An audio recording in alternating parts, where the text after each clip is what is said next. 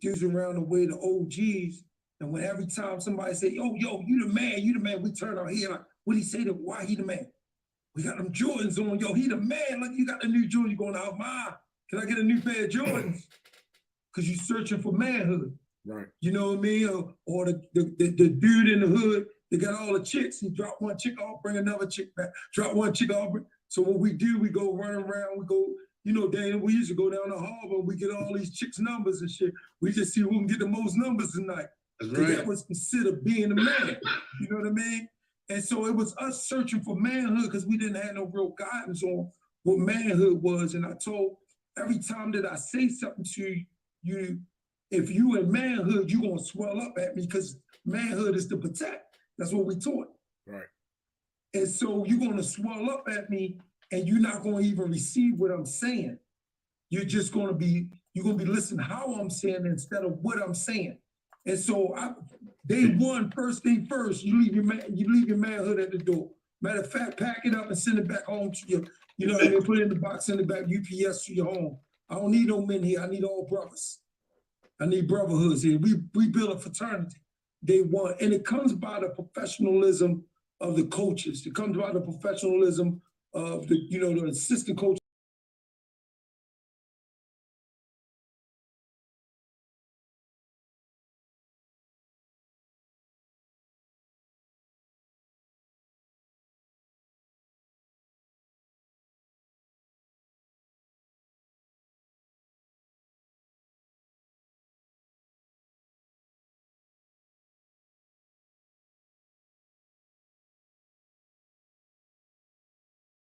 Of the actual coaches and their lifestyles that they live, and making sure your coaches ain't playing with. See, when you get on a semi-pro level, when you get on a pro level, a lot of times these guys be trying to be your friend.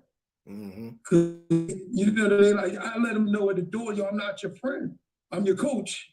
You know what I mean? We could be friends later on when you start doing it, what I'm doing, but right now I'm your coach. It gotta be levels. You know what I mean? It gotta be levels. So, once you keep it on a professional level and you put professional guys around them, it's easier to course them in. With our thing, it's a little different. We pay. It's a salary involved. You know what I mean? So, and so like you said, they vested into, I gotta get this money. So the thing is, if you can't do it the way I'm asking you to do it, I can send you on back to Oklahoma, Louisiana, wherever you came from. You know what I mean? You could try it again, try it for another team next year. You know what I mean? Hopefully you'll get drafted by them. But that's, the biggest thing that I've seen, that you gotta really leave that manhood at the door, and it gotta become a band of brothers. I shout out to Coach Michael Postel, one of the best coaches to ever do it. He's on Facebook, and he's tuned in. He said, "Big Dog Tank." Man, Tank a little small fries. I was joking. Hey, Kel, what is your perception on it? Man, it's basically like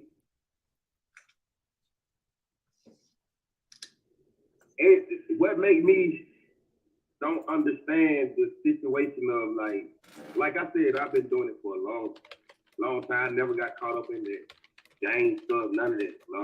I've been doing it for a long time. Ain't no none of those. I've been doing it for a long time. Yes, sir. And so I never portrayed myself to be a gangster, wannabe. You know what I mean? Like in gangs, I'm not for that. I'm here for the gang. So for us to teach, and I look at that for us older people, like who's still playing and everything. Right. We can't teach the younger people who is coming from high school in cities to do better when we doing it. You know what I'm saying? We still throwing gang signs up and all this right here. How could we tell them to do better when we ain't doing better? Like, and that type of stuff that pissed me off. Like, I seen like last year, semi-pro season was like one of the worst years ever. Like one of the worst years. It was one of the worst years of like gang violence. Like it got to that point. Like I I almost gave it a quick, like I almost just said, I'm done. I'm out. I put my stuff in a box, bro. Yeah, you know what I'm saying? So it got to that point, and I know Leonard had that issue, Tank had that issue, you know what I'm saying? We all had this little issue, you know what I'm saying? Like and it's crazy that we got to keep going through that. You know what I'm saying? I've been playing this jump since 18. I came in at 18, 17, really, 17. I came in. And I've been in the game for 15 years, doing this. So, and I'm still trying to make our program be an upper level. That's why I try to accept. You got to know who coming to your team. We got to know how to say no. Like, if they got their reputation of being, it's so many of them out there, it's a limit. Like, folks know who got their reputation of, especially in Atlanta, you know that reputation of who trouble. We know that. We got to learn how to say no. Yes. And that's the only way they gonna get it. Like, if we saying no, everybody saying no. It can't be no one team say no, then they gonna join it on the danger. You know what I'm saying? Everybody got to say no. Yeah. You got if it's one person doing it, everybody got to do it. Everybody got to join in. And that what hurt me the most, because as an older person, and I got a little 20-year-old come to my team, and I'm trying to tell him, look, hey man, you already know, leave that little drama at the door. We ain't got to, but how could I say something? Like, I could say something with I could, the other older people say something when you still talking about the blood games. You know what I'm saying? It's hard to do that. You know what I'm saying? You can't do that. Like, and that what hurt me the most. Like I said, last year was one of the worst years. Like, I just gave up. Like, it was like one of the worst years with all this school and all this type of, man, it's just crazy. I don't know, man. I just hope it gets better. We working. We got a team that ain't doing it right, like doing all this. I can't say that for other teams, but I'm saying, like, if we know if we got a problem with these certain amount of players, we got to learn how to ban these folks, like, out the whole semi-pro league period. Like, everybody got to say no. Not one person, everybody. And see, and that's the point that I'm getting to now, because I'm to the point where I'm tired of seeing good players get ran away, get shot over somebody else's mishap. I want it to be now to where we are looked at as one of the most prestigious teams out there. And people can say, I'm going to go to the Cardinals. I'm going to go to the Falcons. I'm going to go to the Titans. I'm going to go to Bobo team. This is what I'm hearing from me going around to different HBCUs, and I'm talking to different coaches, and they like, semi-pro, don't y'all be shooting people? And the first thing I'd be like is, hey, Dana, let me jump in right quick. Go ahead. You was next. Go ahead. You got that on the youth level, brother. What? Yeah, you got betting on the sideline. You got kids. Right. You got kids. Hey, Kevin, you from Atlanta, right? Yeah. I coach over at Gresham Park. So, you know, so we see a lot of this stuff going on, bro. I mean, you got people betting on the sideline on games. You got folks out there daggone trying to manipulate the parent to get them to move their child from the program that they're at, to bring them over to another program, to come over there and play with them.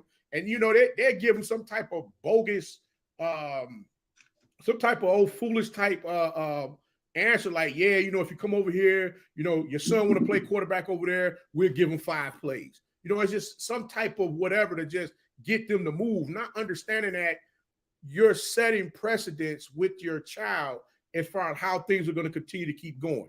Not to mention, they're paying for a lot of these kids to come out there and play. So what happens if you pay for a player and that player decides, hey, look, y'all ain't winning, I don't want to come to practice. Your money flushed. Or better yet, he come out there on the field, y'all winning, he don't get his way in the game and decide, you know what? Hey, I ain't even coming to practice because y'all won't give me the ball enough. And then, you know, you've been held captive dealing with daggone with these players. So I'm like, it's starting from the babies all the way up. And I mean, to be honest with you, I was running a youth football league.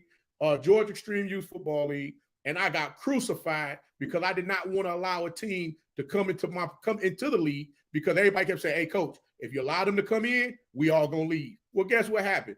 I didn't allow the team to come in. They left anyway, and then allowed the team to come over there and play with them. So you already know people already they got agendas. Everybody got an agenda for something. So it's almost to the point where like you're looking at it like, man, I don't want to leave the kids behind and not coach them up and be there for them. But I mean, you got these parents that they don't care about what you invested into their player. You know what I mean? Think about it. I'm sure every last one of these coaches on here, y'all had to feed somebody, y'all had to clothe somebody, y'all had to take somebody home. You went on an out-of-town trip. They didn't have no money. That, you know, the parents sent them with no money, didn't send them with no clothes. You had to go get them something just on the whim to make sure that their kid was cool being around his teammates, not having what everybody else got. So I'm like, what we doing, man? I'm like, it's almost like it turned into daycare. I'm gonna tell you this. Coach Holmes, let's get your input. You know what? And you know, what's crazy is the percentage of these problems, these issues going on. And I'm gonna hit up on the youth right quick, because on the youth, look at what's going on in the youth. You got parents at these games, they more involved than the kids and the coaches. They fighting each other. Facts.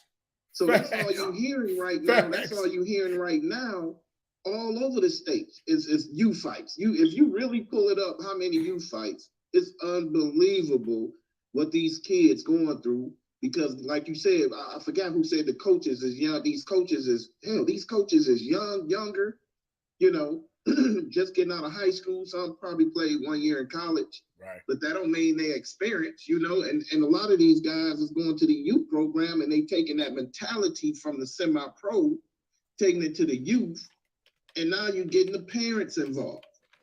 And it's sad, man. I went to 2 youth games this year and I seen 2 fights at the game. 2 fights, because one of the players, you know, like Coach said, if they invested money in their child, hell, they want their child can probably be one of the worst players on the team, but they feel like they put money in it, their child need to play. Right. And if their child don't play, what they do, the parents get on the coaches. And you know the coaches ain't go back down, because they got pride that they gotta upheld when they're around them kids and them other coaches. So it's all across the board, man. It's gotta be a change in this. Hey, coach, let me slide one more thing in there for you. You ain't forgot about how the coach go slide in the DM on the single mama and get the mama all twisted up in that thing too, right? That was right. Coach, so I, you know, team Holy Dirt ran for 10 years. I had 1 fight at my field. I'm trying to get Team Holy Dirt here in Atlanta. So 1 fight. You know why? And guess what? It was a fight between a homeboy and his best friend. And that was because he came to the game and found out that the homeboy was smashing the best friend girlfriend. Boom. It wasn't even no parent fight. That was some old personal joint, you know what I mean? And so I really didn't have a fight in 10 years, and it's because of the professionalism I kept up there. One of the things I used to tell my coaches can never say, hold up, number one, to piggyback on what Coach just said. My number 1 rule, that if a coach mess with one of the parents, you are out of here. You out of it. Ain't even no talk about it. If this not your girlfriend when you first signed as your son up and you start coaching in, if you start talking to one of these parents and I find out, is it really worth your position here? You know what I'm saying? So that was the number 1 rule. None of my coaches, I don't care how attractive the mother was, you could not talk to the parents. That was the number 1 rule, because that was a standard I held for myself. You know what I mean? I'm a black man with a lot of power. I got 300 kids in my program, right? That's a lot of, I can make kids do stuff at home that the parents can't even do, and I don't even live in the house. I can make them clean their room before they come to practice, do their homework before they come to practice. I'm the one popping up at the school, checking on them. So we had a lot of power. And so the thing was, I wanted the coaches, one of the things, and I even posted that the date thing, if you paid attention to it, you know, if a man don't have discipline, if you don't have no discipline, you will always be helping somebody else's dream out instead of having the courage to pursue your own dream. And so that was one of the things that we put in place. First coaches meeting, yo, that's the number one rule every year. If I catch you messing with one of her, she better come here already as your girlfriend or as your wife. Because if I see the interaction, you out of here. The second thing was this. My coaches could never say the referees was cheating. Ooh.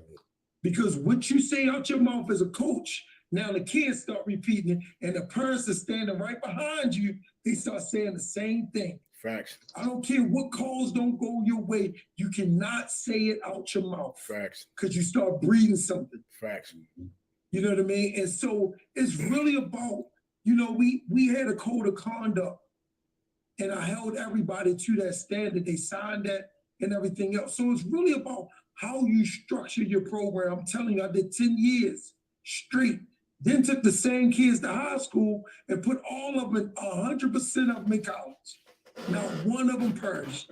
100% of them in college. And it was all about how you carried yourself, and the kids became a model of you. Boy, some shit I wanted to do over them last, 16 years. All of some parents I wanted to smash over some 16 years. But it was real tough, you know what I mean? But I knew some dudes watching. Now, if you talk to my son is 24 right now. If you have a conversation with my son is coaching football on a rec level. He's coaching high school girl basketball, right? 24 years old, and he just got a job as a gym teacher for an all-girls school. If you have a conversation with my son, you wouldn't even know, if you turned the screen off, you wouldn't know who you was talking to, because he became a model of what he's seen.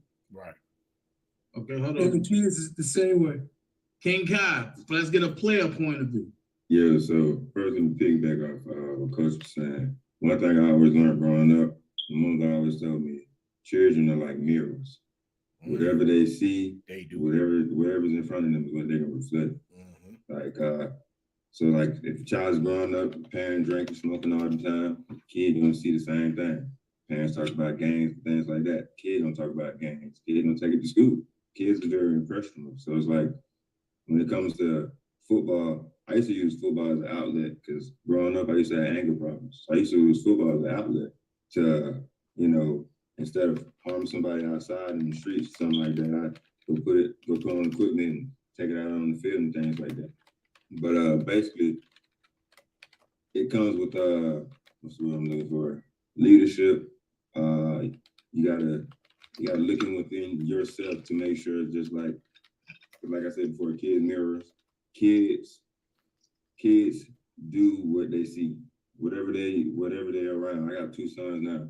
I want both my sons to play football, but it's like being in the South, being in Atlanta, shoot, rec ball, JUCO ball is kind of crazy now. So it's like I got a 6-year-old. He want to play football. I'm teaching him how to play football, but his mother asked me, you know, what team should he go play for? You know, back then when I was younger and before I got older to play ball, Ben Hill was one of the great places to play at. Welcome Adamsville, Sandtown, places like that. But it's like now, them Ducks was the place to be. Oh yeah. But now it's like, you know, those areas got a lot of gang members in it. And those areas has a lot of gang members in it, and there's a lot of dangerous places for kids. Like nowadays, kids getting hit with crossfire with bullets and things like that. Kids also watching television. Television is a big thing when it comes to kids now, and how they see life and how they perceive things. And when it comes to semi-pro, as a player, playing in semi-pro, one thing I can say, now you see how coaches was trying to get with the parents, but you got some female owners trying to get with some of the players and things like that. I was actually in a situation like that. With the Spartans, I actually was in a situation like that. And I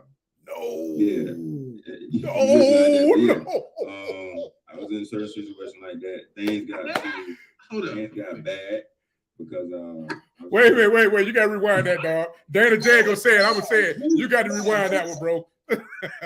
Yeah, I had a female. Yeah, I had a female owner. You in Atlanta? Yeah. Hey, look. Crow came back and said, hold on, what? Wait a minute. So, Oh, I you gotta bring that back. was 20 at the time, my first year playing semi-pro football. And at the time, the owner was Derek Finch. Yeah, I'm calling names, things like that. But Oh my God. so yeah, Wow. so he messed the team up, stole the money, got gone. So we come to practice, like I said, like a couple months later, and we got 2 new owners. Danny No Lala, and then the other one was, I forgot her, the young lady name. I'm gonna call her young lady to be respectful. But so basically, like she was pretty cool. You know, she played semi-pro football as a female, so she was a good coach and things like that. But conflict of interest. She was coming on to my brother, coming on to me. Things happened, and that just like it was basically like feelings got into it. Hey, And can I ask you this question? Go ahead. Oh, you said she played semi-pro football, right? Yeah, she played ball. Is she referee as well? I think she did. Come on, Danny. Yeah. Come on, man. This ain't about Come stupid, on, Danny.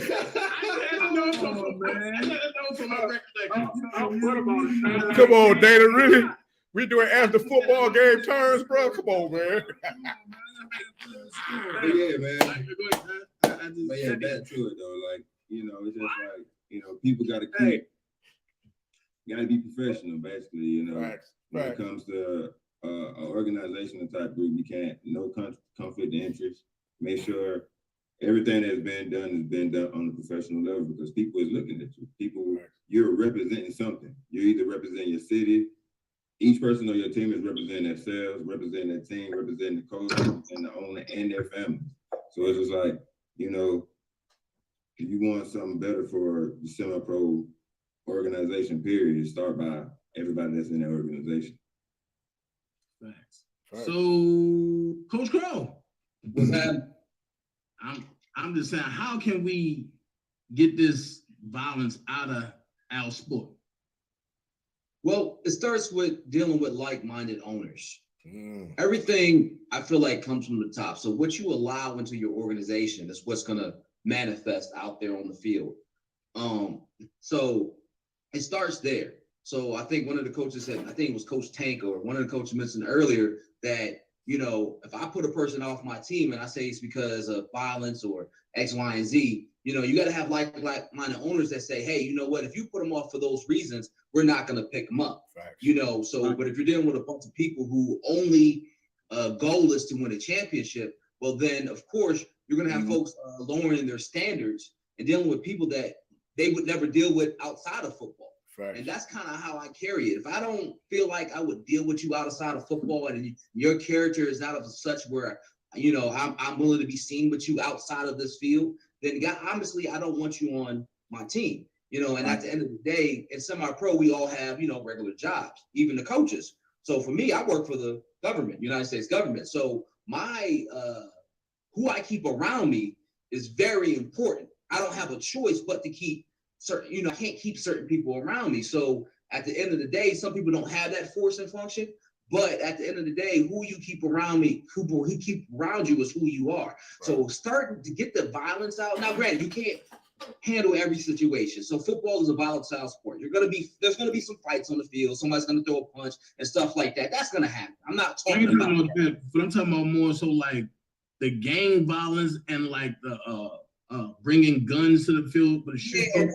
And again, that goes to the character and quality of the people you allow into your organization. And you know, all the owners know who they are. And I'm not saying that guy who's had issues in the past can't join your squad, but you got to make sure that you're real clear and real focused with this individual that, hey, this is not what we do here. Now, granted, you do have a past. We're not going to judge you by your past, right, but we do recognize what it is. And if you can't let that go during this time period, this 3 to 4 hours that I'm asking of your time, then guess what? This is just not the place for you. But again, you got to have that mindset across all the ownership that you're dealing with. And if you don't have that ownership across everybody that you're dealing with, that person's just going to pick up, leave your team and go to another team, and you're still going to see them on your field. You didn't really solve the problem. So I think it starts with the ownership, people having standards and ethics, and don't bend those ethics just to win a football game. Right. Thanks. I agree. Dang, tell me why people carry guns then. Say what? Tell me why people carry guns. You don't know how to throw no hands. Yeah, hey, yeah. What's the My main generation reason? was the last That's what I generation. think. Yo, tell me, what's the main reason people carry guns? They're Scared. scared. It's a fear. No, that's it in a nutshell. It's They fear. scared.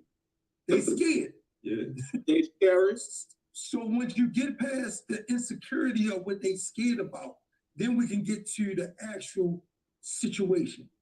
You know what I mean? And so that gotta be, that's an individual thing. It is. So the question is, since you said that, let me ask this question. Could it be possible that we can create a north, south, east, west type of coalition to provide mental health and for the kids or for the people that come to semi-pro that's dealing with some sort of trauma? It makes sense to do it. That makes a lot of sense. One of the things and one of the policies that I got for Heritage Gridiron Association, we have leadership classes, right? So I have a crew that's certified in leadership.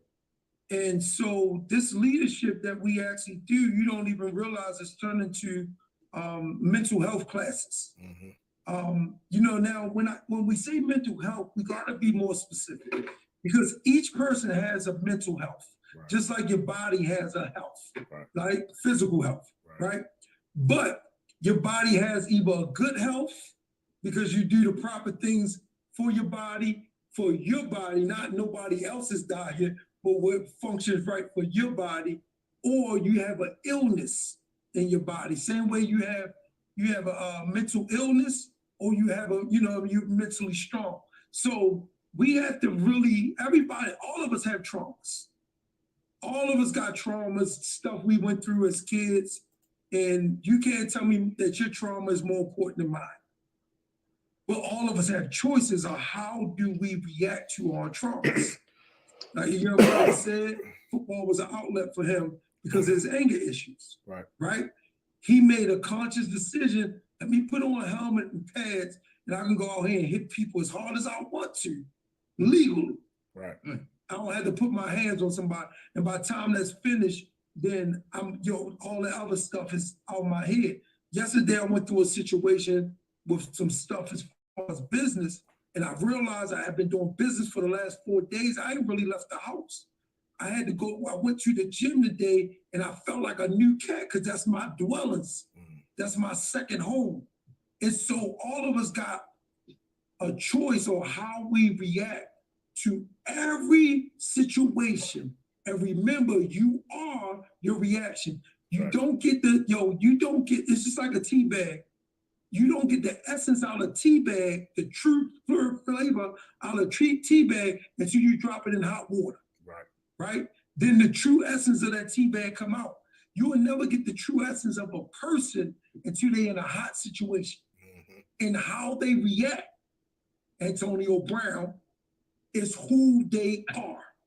Let's not go there because I believe well, we're gonna get to that. We're gonna get to that. Who he is. Are we gonna get to that? Are we gonna get to that? Calvin, what's your take on it? Should we be able to form a group or a coalition in the North, East, South, and West to provide mental health and for the whole league that's been through trauma?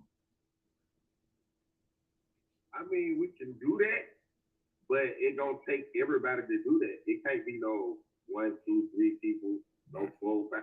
It takes everybody to do that. It can't just be a handful of people doing it. It takes everyone to do that. That's the only way a kid can look at you different. Like if everybody doing this right here, want to do something, put their hand in and do something different. The kids look at it, and I ain't saying it's too late to catch the 15, 17-year-old. It's never too late. We can catch it, but if we gonna do that, we got to do it now. We can't keep waiting. And everybody got to have a hand in it. It just can't be no 1, 2, 3, 4, 5 people. It got to be everybody doing it. Everybody got to have a thought. we just got to be better leaders. That's it. Like straight off of my me too. Like we all have to be better leaders. But y'all got to realize the common denominator to the problem, starting from Little League on up to middle school, on up to high school, on up to semi-pro. So let's start with the first thing. First of all, society has made it okay to do a whole lot of things. Mm-hmm. Like we preach, we try to preach to kids, don't do drugs, don't smoke, don't do this, don't do that, right? So let's talk about it. America made weed legal, quote unquote, in certain places of the world, and then certain places of the world today. Right. But you go to some of these little league games. That's all you smell. Shoot, I pulled my kid out of a program last year because shit, the coach was standing up smoking before the game. They go duck off the corner and they passing the damn blunt. They call that pregame, coach. So honestly, right? I'm from New Orleans, uptown. I did them streets my whole life.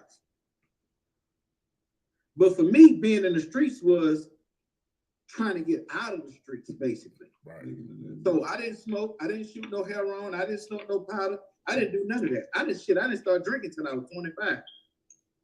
So kids now pick up on what they, like one of the coaches said, what they see. Mm-hmm. They imitate what they see. So when you get to it, when you start talking about the music, when you start talking about the TV,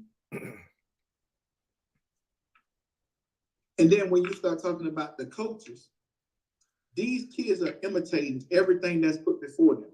Right. And at the high school level, right?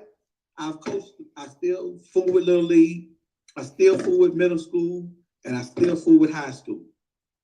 And when you start talking about the things that these kids see, that they imitate, it starts.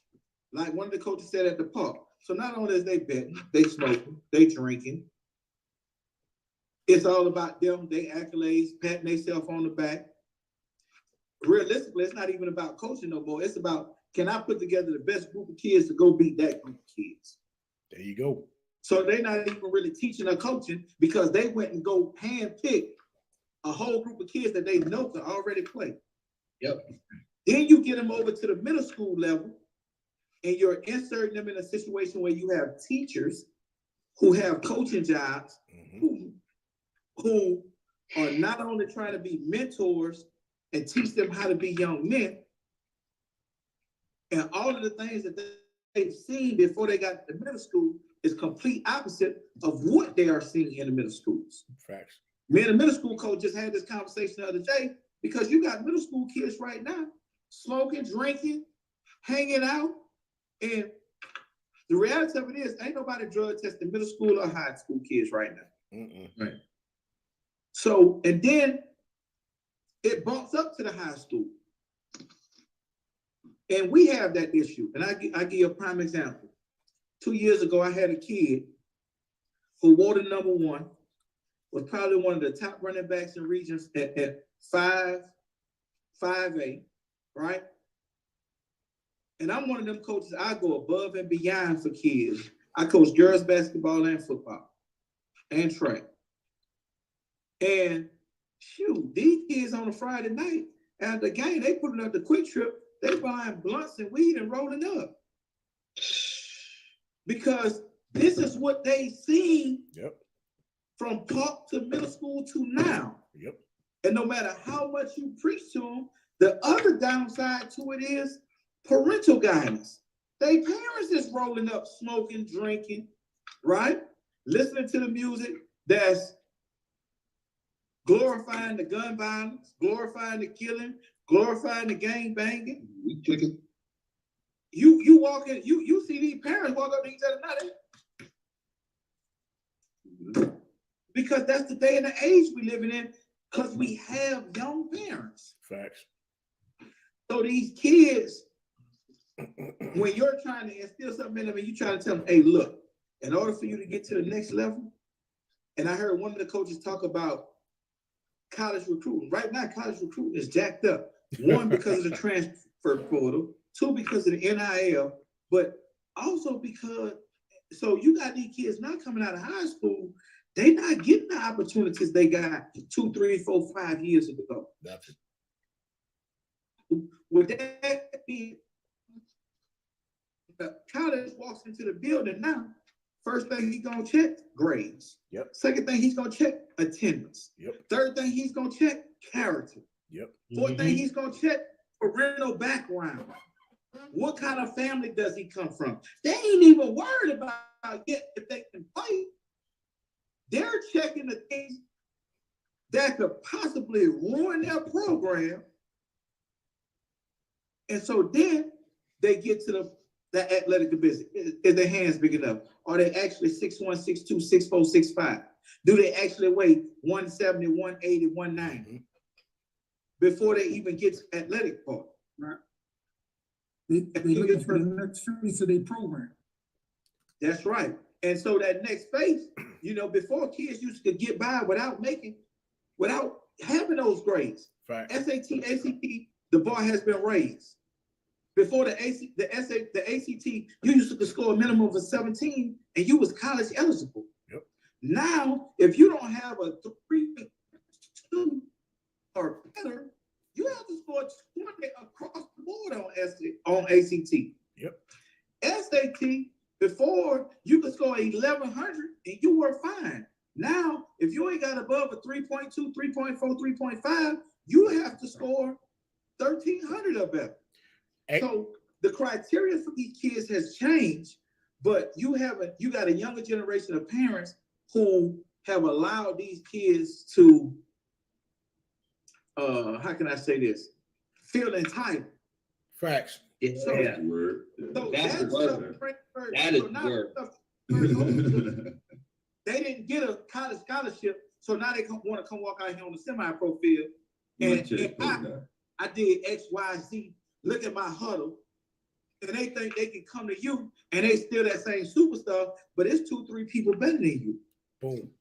Mm-hmm. The households that they're coming from, the parents are smoking, drinking, having a good time, throwing up gang signs. I'm gonna give you 2 examples. Got a kid right now, played down at Lovejoy High School, now is in Miami with the Dolphins. First or second round pick. Because of what he did in high school, he got a scholarship to Tennessee. Tennessee coach, he did some shit at Tennessee. He checked out of Tennessee and he went to a smaller college, put up numbers. But people don't realize NFL draft kids, those NFL coaches start back to the middle school level. They dig through your life from park to middle school to high school to see what kind of recommendations you're going to get from those coaches. Right. And then they talk to the college coaches. If you was an asshole to the college coach and he give you a bad reference to it, you basically screwed. I tell them kids. Okay, so what you think, and tomorrow lead the sports network about the mental health and stuff? My placement on that is you got a lot of these kids, like Coach just said, they're seeing a lot of things out there that they shouldn't be, that should not be visible to them.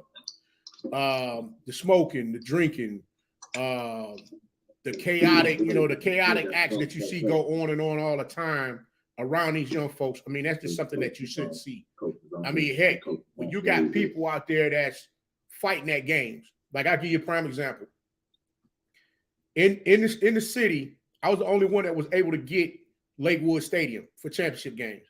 I ran championship games for the youth football program for like 7 or 8 years straight. But as time was winding down, when I started, started moving away from that, and we ready to shut the league down, we got people out there wanting to fight in the daggone stands. Now here I am, I'm paying for police, I'm paying for my own security, and I'm paying for APD to make sure that I don't have no fights out there. And because we got quote unquote folks that's in gangs, and you got coaches that's been shooting the garbage at each other since they was playing against each other from 6U all the way up to 12U, and the team that was on the one team that was getting their teeth kicked in every year, them coaches are so pissed off and mad because they can't figure out the formula on how to beat them. So since we can't beat them on the field, we're gonna find a way to kick their behinds off the field. And I'm like, come on, man, what are we doing? So from that standpoint, when you look at these young men and young women that's out there, because you got young girls playing football as well, Because like I said, I ran across a couple of girls in the league that was playing quarterback. I still don't understand how daddy let his daughter play quarterback, but I'll leave that for another day. But and I understand it happens and it's cool. But what I'm saying is that they're seeing so much stuff going on with us, the adults, where they don't quite understand that, okay, is this right? Should I be doing this? Or, what exactly should I do? They don't have the necessary, a lot of times we don't have the presence to say, hey, look, hey, Johnny, you go sit over there. Go over there with the other kids to go play and get away from the adults. We too busy letting them sit there in our face while we're doing whatever we're doing. And they're thinking that is okay. And then again, they're feeling like, hey, when I get, mommy and daddy age, or when I get out here and do my thing, I'm gonna do the same thing too. So we're not going back to, like I was saying the other day, we're not going back to the days of Big Mama. When Big Mama was here, if you was in the room when Big Mama was talking and other adults was in that room with Big Mama talking and you didn't leave, shut up. Excuse my language, but she slapped the hell out of you and told you to get out the room. I mean, that's just period point blank. You caught a hand to the mouth and was told to get out of the room. And I mean, and that's just where we are. I mean, like I said, all of this gun toting, pulling out at the games on folks. I mean, you got parents that want to heckle kids on other teams, bro. And the one parent matter of fact, the coach told the parent, like, hey man, go on about your business, bro. Just go. The dude sat there, kept heckling him. And it got to the point where the guy told, he said, man, I'm gonna go to my car. He said, well, shoot, I can go to my car too. What you talking about? So it got so out of control out there where the one dude that initially said he was going to the car, this man passed out on the field. So they had to run him to emergency because his blood pressure was shot up so high, it was out of control. But I mean, then you look at it from the aspect of you got the parents wanting to fight the coach, not the coach, with the coaches and the officials. Because, Johnny didn't get a call, hey, that was a face mask. Why do you call that face mask? Or I just seen, you the referee 2 or 3 of my games and you have not thrown a flag, when you saw something was wrong. I'm like, well, listen, armchair quarterback, you can't tell me what to do, what's going on out there on the field. If I didn't see it, I didn't see it. But then, like we said before, the kids are so jacked up in the mindset where they're thinking that because they were a park legend, they're going to get treated the same when they go to middle school, high school, and on to college. And what they fail to understand is, and I tell these kids this all the time, when you're in high school, when recruits come in there to look at you, to get information about you, they do what I call the cleaning guy check. The guy that's in the school that's pushing the trash can around. They normally walk up to him and say, hey, do you know so-and-so? Yeah, do you know Willie Johnson? Yeah, I know him. How is he when it comes to dealing with people? Oh, he an asshole. They'll walk right out the door. I mean, that's the janitor check. They will do the janitor check to find out, hey, is this kid legit or is he just blowing smoke? And when they find out that he's blowing smoke, they don't want to be bothered with him no more. I mean, it's so bad. It is so bad right now where you got coaches that come to the park and say, hey, can I holler at you for a minute? I said, what's going on? Can y'all make sure when these kids hit 12 and they get ready to leave from you guys to go to middle school and on to the high school, can y'all make sure that they know how to get in the 3-point stance? I'm just like, what? Like, yeah, coach, we got kids coming to us, these big boys. I'm talking about, everybody want them. They want that beef on the line. They want the big boys to come out there and play for them. They ain't teaching them. They're not teaching them. And people don't understand why, like when I talk about a lot of this stuff that I talk about on YouTube, why sometimes I get my bag with it where I'm like, bro, I get what you're saying, and what I'm saying is not always right. But I will say this. And wait, hold on, let me find it right quick. When you get the good folks from the NFL to say, hey, we're gonna fly you out here to show you exactly what's going on, and they give you the numbers as far as the kids that are no longer playing football, you're talking about over 100,000 kids has decided they don't even want to play the sport no more. Why? Because it's not fun. It's not fun. And like I keep telling people, what is the first? I said, when you hear the word fundamentals, what's the first word you get out of fundamentals? F-U-N, fun. So if it ain't fun no more, you ain't teaching them. What do you want? I mean, I think one of the other guys said, he said, hey man, we out here, we're looking at these kids that, they're not being taught, they're not being coached up. Man, I sat and watched kids get the crap slapped out of them because they missed a block. Or if they, if they went in to try to make a tackle and they got knocked out, they got knocked down and they hurt. You got a coach come out there, grab by the face, man, tell them, get your mother, let's go. I'm like, whoa, bro. Like, you couldn't do mine like that. They'll be like, hey, son, just drop it right here. We gone. Because it's, like I said, we play the sport, and I taught them how to play the sport, but we don't play the sport like that. That's not how we move, man. I mean, it is like everybody said, there's a lot of guys out here, they mean good with trying to teach these young men how to play the game, but they're not really teaching them because everybody want a loaded squad. Yep. Me, everybody wants it now. I coach will come to me. I coach will come to me. Like I said, I've been doing this now 15 years. I had one squad that was loaded. That's my 12U squad, where I got 5 kids right now that's in high school, get ready to come out of there. And these cats don't have scholarships getting to school, and I'm trying to do whatever I can to help them. And you played for a state championship this year. Explain it. Wow. Coach Holmes? Man, I'm just, you know what? It's crazy how you think you know so much and you just learn so much from a lot of these vets. I call everybody on here vets, man. It's just listening to everybody's input and situations they've been through. Man, I think we need to have something like this and spread the word, man. Yeah, every week. Yeah, I think we need to have something like this and spread the word. The more we can get out to the rest of these owners, these coaches, and come to get some, put some things on the table. And like you said, Dana, and see what we can do from the east, the north, the west. If we can play, if I can play, what's the name of that damn team on the line? I forgot coach damn name. Seahawks. Coach Crow. Coach Crow said. He wrote it like Undertaker, like. Yeah, he was talking proper earlier. Then he just gonna get straight hood and get infinity. But man, if we can reach out to the coaches, man, and play games like that, man, we should do something like this and just and get together, man, with owners and head coaches, man, and them tools we can take back to our organizations. Right. You know what I'm saying, and take back to our team, man. It's a lesson to be learned, man. And I think, just having this conversation, we've been on here about almost an hour and a half, man. I learned so much just by, like Coach said from Baltimore, how he structured his organizations and the things that he do. And wow, it's amazing, man. It's just funny how how everybody runs something different, man. And it's amazing, man. I love it. You gotta not let somebody compromise what you're really trying to do. Like I say, I walked away from it. Lenny, I had been messing with time for the last few years. Mm-hmm. Like when everything goes against the principles of what I believe in, I'm not gonna invest my money in something that I don't believe in. Mm-hmm. Right. Yeah. And so he and I had that conversation, and it goes back to coaching too, because you got some. I had a coach over there. Shit, your homeboys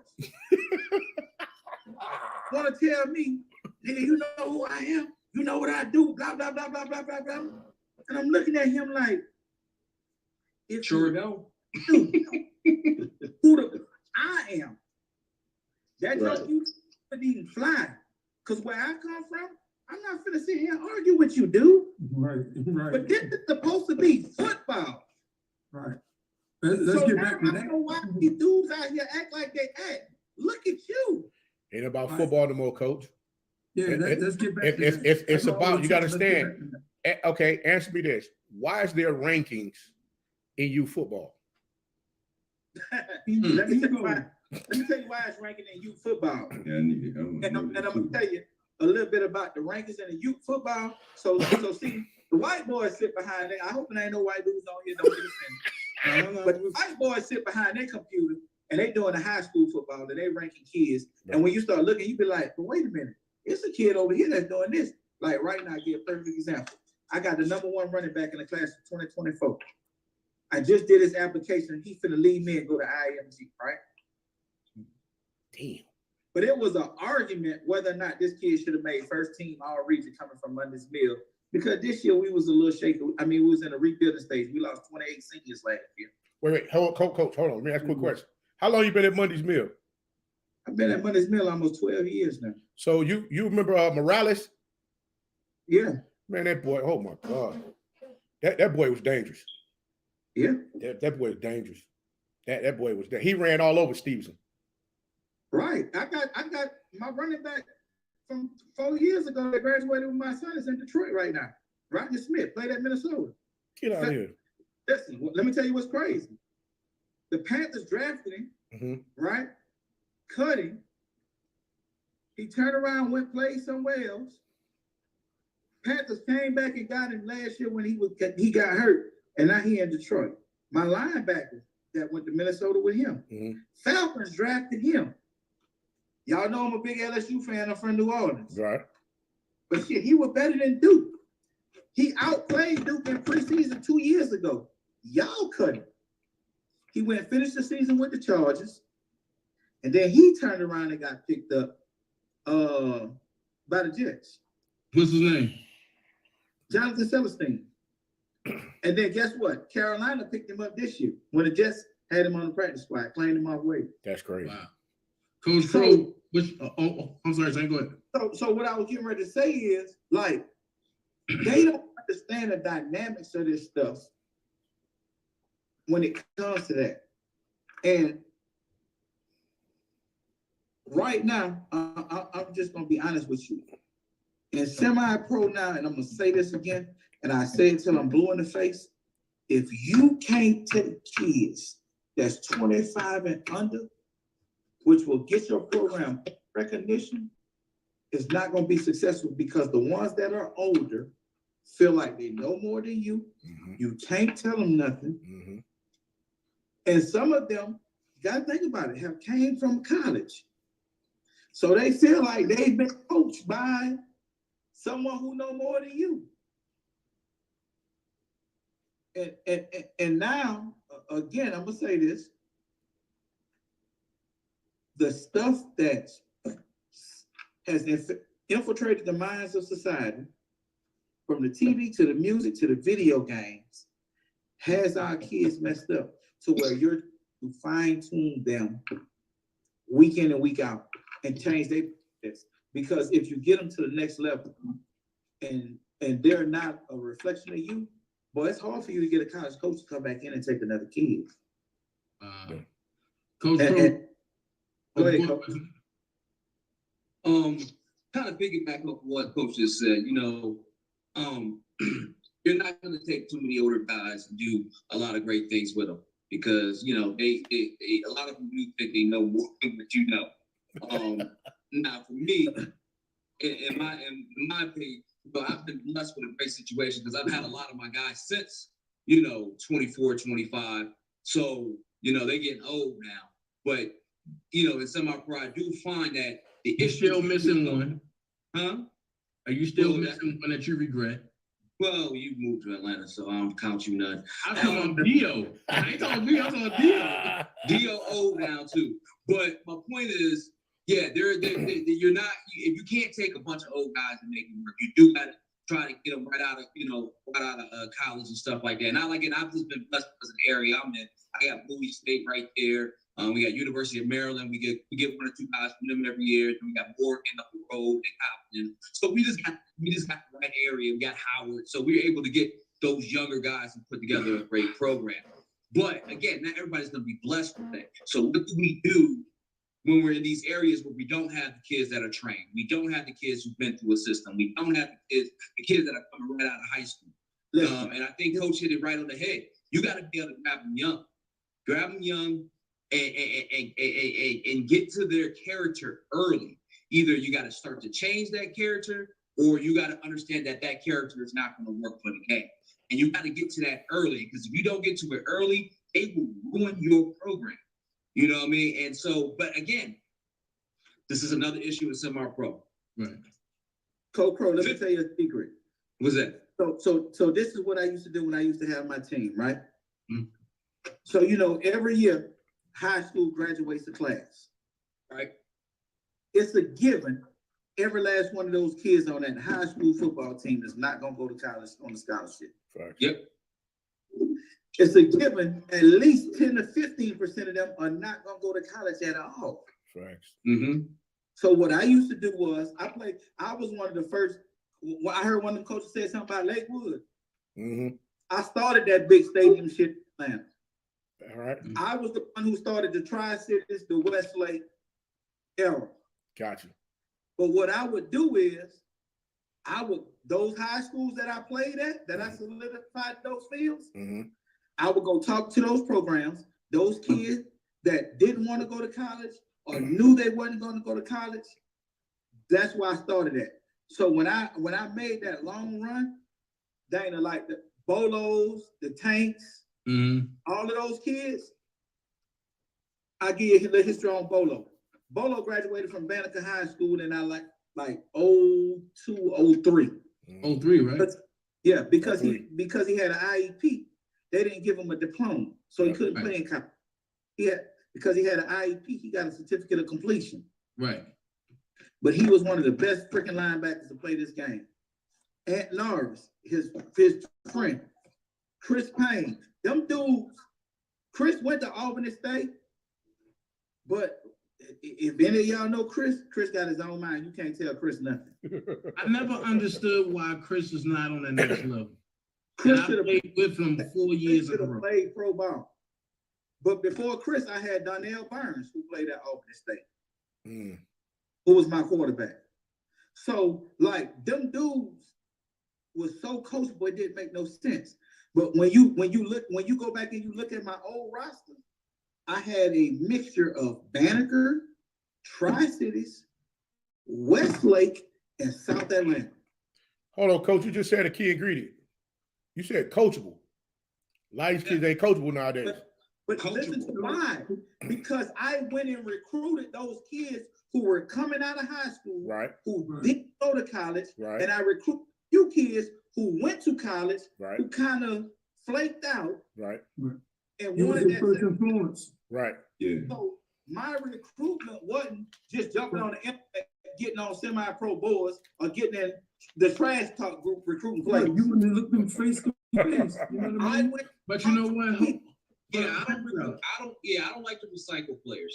I'm with you guys. Like I said, I hit up the colleges. I go, I got a good relationship with Damon Wilson from Bowie State, and stuff like that. That's what you got to do. If you want to get to these players, you got to get to where they're coming from, because then you can, like you said, ask those questions. How is this player? Right.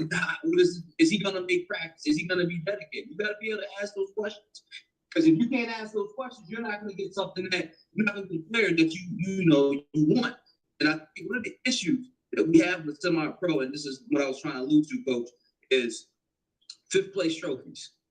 Fifth place trophies coming from the little league, going through high school, going through The game up. is messing the game up. Fifth place trophies. Why are we doing sixth place trophies? So what happens Participation is trophy. you come to Entitlement. the Capital City That's what it Seahawks, and I tell you, you're not good enough. Oh, Coach, I'm not good enough. You on that BS. That's fine. You can leave. But instead of getting better, you go start your own program. Mm-hmm. That's what the participation trophy is starting. Hey, can I share something real quick? Go ahead.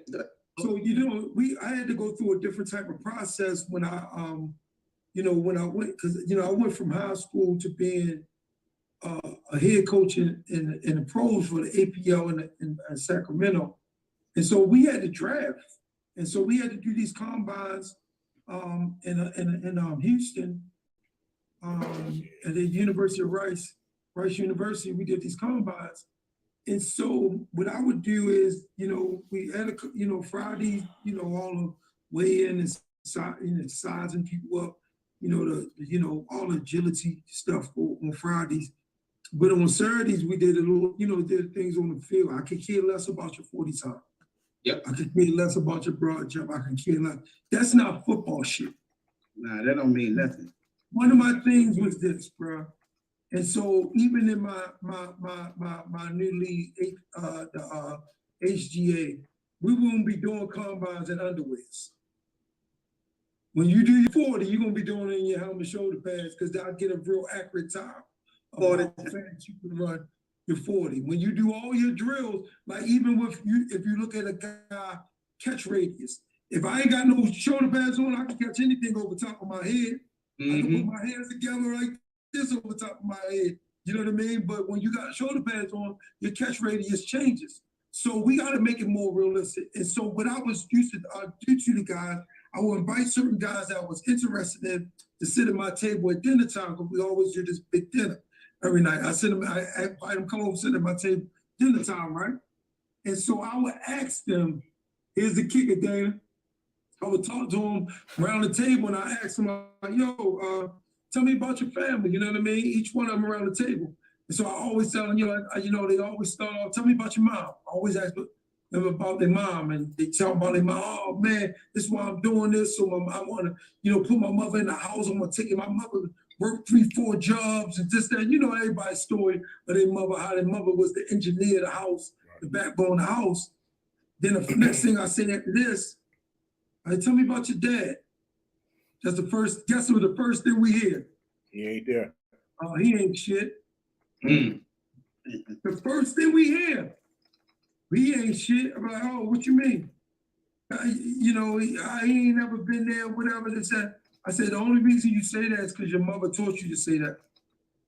Your mother taught you to say he ain't shit. That ain't a kid, though. See, a kid don't never want to think that about their dad. Facts. Somebody trains them to believe that he ain't shit. But did you ever hear his side of the story? No. Right. No. Did you ever hear that you and him and your mother wasn't even really girlfriend and boyfriend?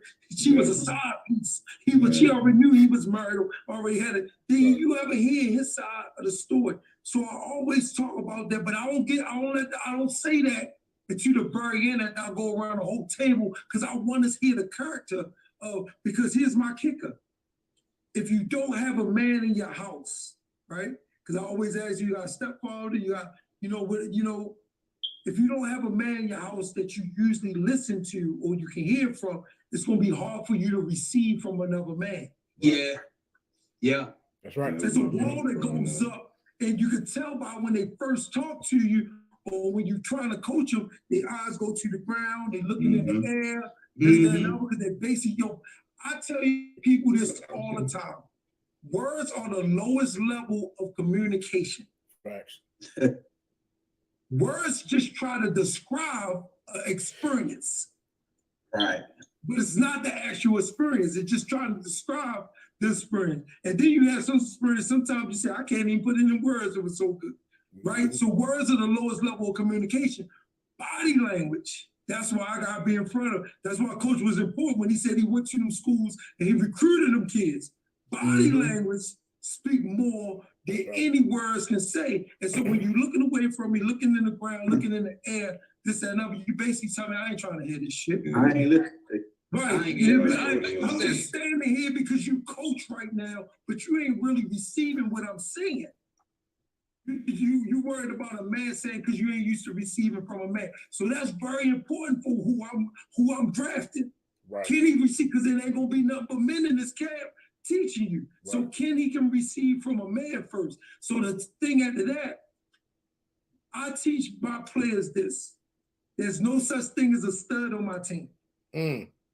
There's no studs. See, once y'all cut that bullshit out, that is a stud. See, talent doesn't win championships. Systems win championships. Right. Look at the Patriots. Once they got over the Tom Brady Blues, look where they at now. The system still works. Systems win championship. See, I got a system, and see, everybody don't fit my system. That don't mean you're a good player. You ain't a good player if you don't make my team. Right. It's just that you're not the right player for the system. Right. I need a spread. I run a spread option offense, so I need a spread option quarterback. If you quote unquote a traditional quarterback, we ain't gonna work out well. You're not gonna make this team. So question. So question real quick, not to cut you off, Coach. There's 3 things I want to talk about, and before we end it, because we already been like an hour and a half in. and you never know who's gonna watch. I have a parent in the chat, right?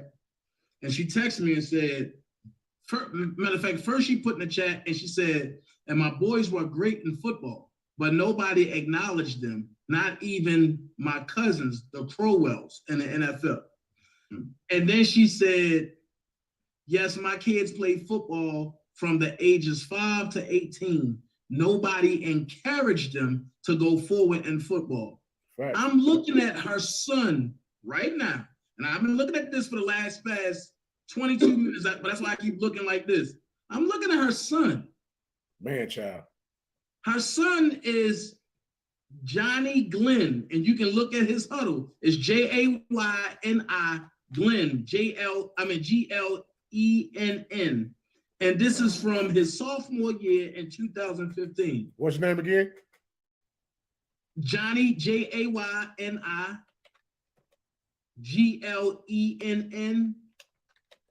And I'm looking at his huddle, HUDL.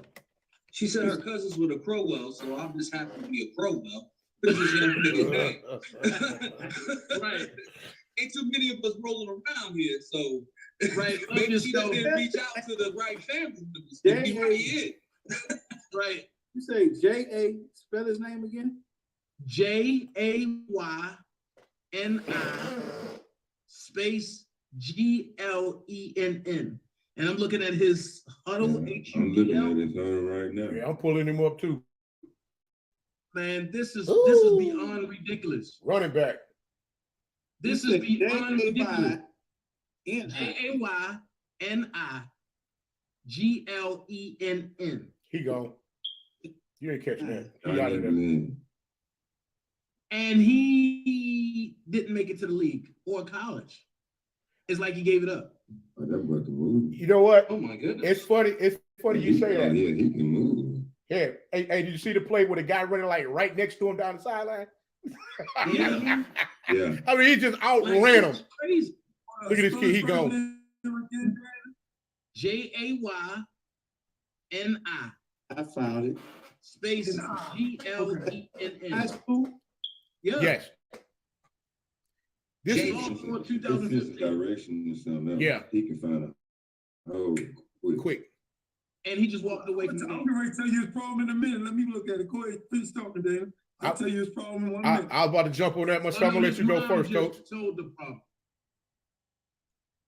Oh, you heard me, Dougie? His mom is in the chat. She just told us the problem. tracking stuff. Yeah. Don't tell her, don't say nothing, because I'm going to look at it for a second. Yo, she already done said it, bro. What are you talking about? I gotta be missing. Don't say what his problem is. And she already done said it. What, he ain't getting encouraged? Right. No. I'm telling you, it's deeper than that. Let me look at it. Go ahead, but finish talking.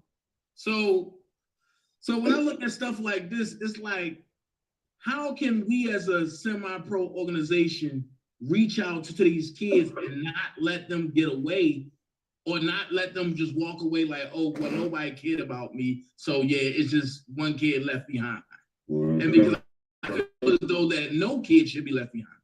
coming from a player point of view, you gotta make, like you said, you gotta make the kid want it, but the organization gotta have something promising to that kid, something promising to those players, period. Like, you can't just have an organization that you just put together and the only thing you're saying is, oh, we just gonna get this ring, and then after the ring, what else do you have for these students that just got out of high school that wants to go somewhere else? The whole reason they came to you was for you to put them somewhere, but you don't have a sense of direction to put anyone. You just, only thing you care about is this ring. Right. Wow. I'm looking at this. What's your aspect? This kid is. Hold up, Dougie. Coach Holmes, what is your aspect on that? We ain't had a few kids like that. You know what I'm saying? We ain't had a few kids like that they just have no, sometimes they come from the background. They don't have no fatherhood. They haven't had that father in their lives or uncles in their lives, and that plays a big role in that as well. Because I know a lot of athletes, man. I know a lot of athletes that's playing right now that never had that father figure. Mm-hmm. And had no guidance. you know, and then you can lose the love of the game because you just feel like you lost. So I understand, and a lot of these parents look at it. A lot of these guys, you see more women at the game than these. Bingo. Than Bingo. Right. Yeah. Bingo. So, yeah. Go ahead. I'm gonna take another angle at this. You know, he looks like he has all the talent in the world, right? And you know, and that's all well and fine. But talent is only one part of it, right? You know, as men, as much as we want encouragement, you know, we still got to go out and get what we want. And we still got to go out and find that fire for ourselves to excel to that next level. We're not going to always have encouragement. Sometimes it has to come from here. Yep. Right. So I don't blame the men in this family for not encouraging. I wish they would have. I mean, Manny, he's a talent, but you got to still have it here, right? And we're not going to always have that perfect situation. And I don't know, you know, he's been or what type of mental, you know, his mental health is at. So I don't want to speak on that. But, you know, if he wanted it, he would go get it without anybody prompting him to go get it. And that's the angle I'm going to take with talent is only one part. I'm going to go from a different angle with it. Coach, did you want to go first? No, hey, Dana, hold up. I got one question. Where's this junior and senior film? The senior one should be the first one that's up. No, that's a sophomore. Yeah, it's a sophomore film. And the senior is right next to it. Yeah, I'm looking at his senior film now. Yeah. But his mom said, I never miss any of my kids' games. It's not all on mom. Yeah, it's not. It's on him. It's on him. And not only that, I honestly believe there might have been some other underlying stuff that was going on in the locker room that he wasn't privy, that she didn't say or tell, you know, he didn't say or tell her anything about. See, that goes back to the numbers that I was giving you before about how you got over 100,000 kids that was playing this game no longer wants to play. And that's why they came out here and decided that they wanted to change up how the tackling is done with this heads up. And they threw all these numbers out here with concussions and all this other stuff, failing to understand that you got more kids getting concussed playing soccer than you do football. Yep. Yeah. I'm just putting that out there. Right. So all I'm saying is that I had a young man where he literally in a weekend, he quit playing football and he will not pick up a football no more. And this kid, at the time he was 6. He's 12 now. Cannot talk him into playing football, period. All because you had one idiot coach go out there and wanted to ride him because he was playing quarterback. The kid never played a position before. So you want to put this pressure on him in a tournament in which you're just going to get work. Now, in this young man's instance here, I'm thinking it's more so it was so easy to him. And because he wasn't getting that notoriety, that made it even worse. Because a lot of these young men, they become envious of like, wait a minute, Johnny over here getting all this love for X, Y, and Z. He trash. I'm just going to put it out there and say, you know, that's how they talk. He's trash. But I'm out here busting my heart. Coach laughing, but I'm telling the truth. I'm out here busting my hump, and I can't get, you know, one person to say, man, job well done. I hear it from mom all the time because mom going to give it to me because she's the nurturer. I want to hear this from somebody else. What is he doing now? Papers and on the news. What is he doing now? Matter of fact, his mom in the chat. Yeah, ask him what is he doing now? Love yourself. What is he doing now? So go ahead, Coach. I'm sorry. I make tomorrow's Leader Sports Network. Go ahead. I'm sorry. No. I mean, basically, I got the same question everybody else got. What is he doing right now? What is he doing now? This kid's special, bro. He is. He got a talent, man. You look at his vision. Hold on. I mean, I'm gonna tell you from being you run a spread option offense. This kid cutback vision is off the hook. Yeah, it's crazy. It's the hole. He cuts back off the center. See, in spread option football, you got a two-way go, right? You can hit the hole that we teach. We only teach running back 3 ways. We bang it, bend it, or cut back. We look for the cutback first, right? Right. And so if you look at this kid, even from his sophomore film, Yeah. But watching how he cut back off the center's butt, Yes. yo, this kid is special. And he's then his patient. speed from his sophomore year to his senior year, he became a home run hitter. Yeah. Right? His sophomore year, you can see him getting caught from the back sometimes, or from the side. He just wasn't finishing his runs all the way. His senior year, he became a home run hitter. There's no way in the world this kid ain't playing unless he's uncoachable.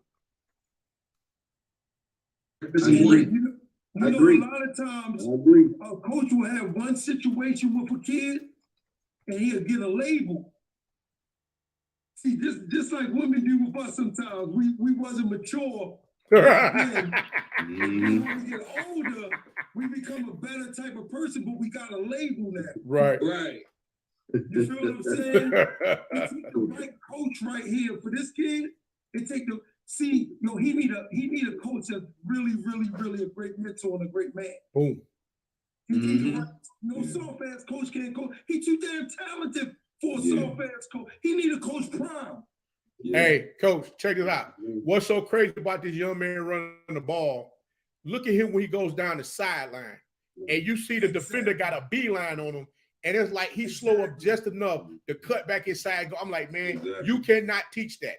He got a whole bunch of tools that you just can't teach. His breakaway speed. His breakaway speed is bananas. At the contact, watch his legs. Right, still going. People's legs stop on contact. He's still going. His legs still churning. Man, this kid. And in fact, his mom said he had no attitudes. He was a good kid in school, and right now he's just working. That's it. What was his grades? What was the GPA? Coach Tank, you want to expound on this? Tell her call Coach Brown. He ain't done. Yeah.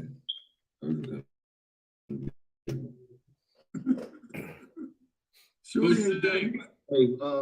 Hey, Dana, spell his first name again. J-A-Y? J-A-Y-N-I space G-L-E-N-N. Shorty special, bro. Boy, what you say? What you say? Special, bro. Where he live? He live in North Carolina? Yeah. No, South Carolina. Oh, North Carolina. Okay. Yeah, tell me he could come try out. He could tell me he could come the Queen City Kings. Coach said, bring him on. You're late, bro. I'm in contact with his mom, but I'm already trying to set that up. Thank you. Yeah, he can come play for the King City Queens. I'm trying to bring him to the Titans, bro. We're gonna pay him. There's a couple there's an indoor program out there that's pretty good too. I think it's with the Carolina Aviators. The coaches minds out there out of Fayetteville. So it depends what area he's in.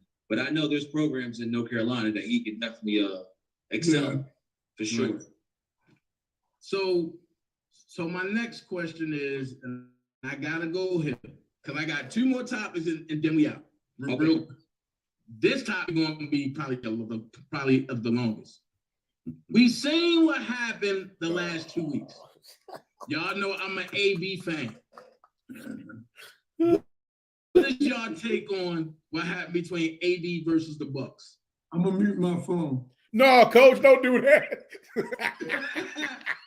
I mean, because see, I'm gonna tell you from a player point of view, a player/fan point of view. I think that Bruce Arians came off with some BS, and AB was like, "Yo, I ain't for it." And when Bruce Arians told him, "Yo, get the F off the field," which he have admitted to, get the F off my field. AB said, "Okay," and he got the F off the field. Wait. Now, a lot of people say, "Oh, well, he ain't had to take off his equipment. He ain't had to do this." Okay, so let me ask this question. All of us been fired and before, right? At least one time in our life from something. Yeah. And when we got fired, what is the first thing they say? Come to the office. Right. When you go to the office, they say, give us everything that belongs to the company except for your pants, right? Yeah. What's the difference? He did everything the coach told him to do.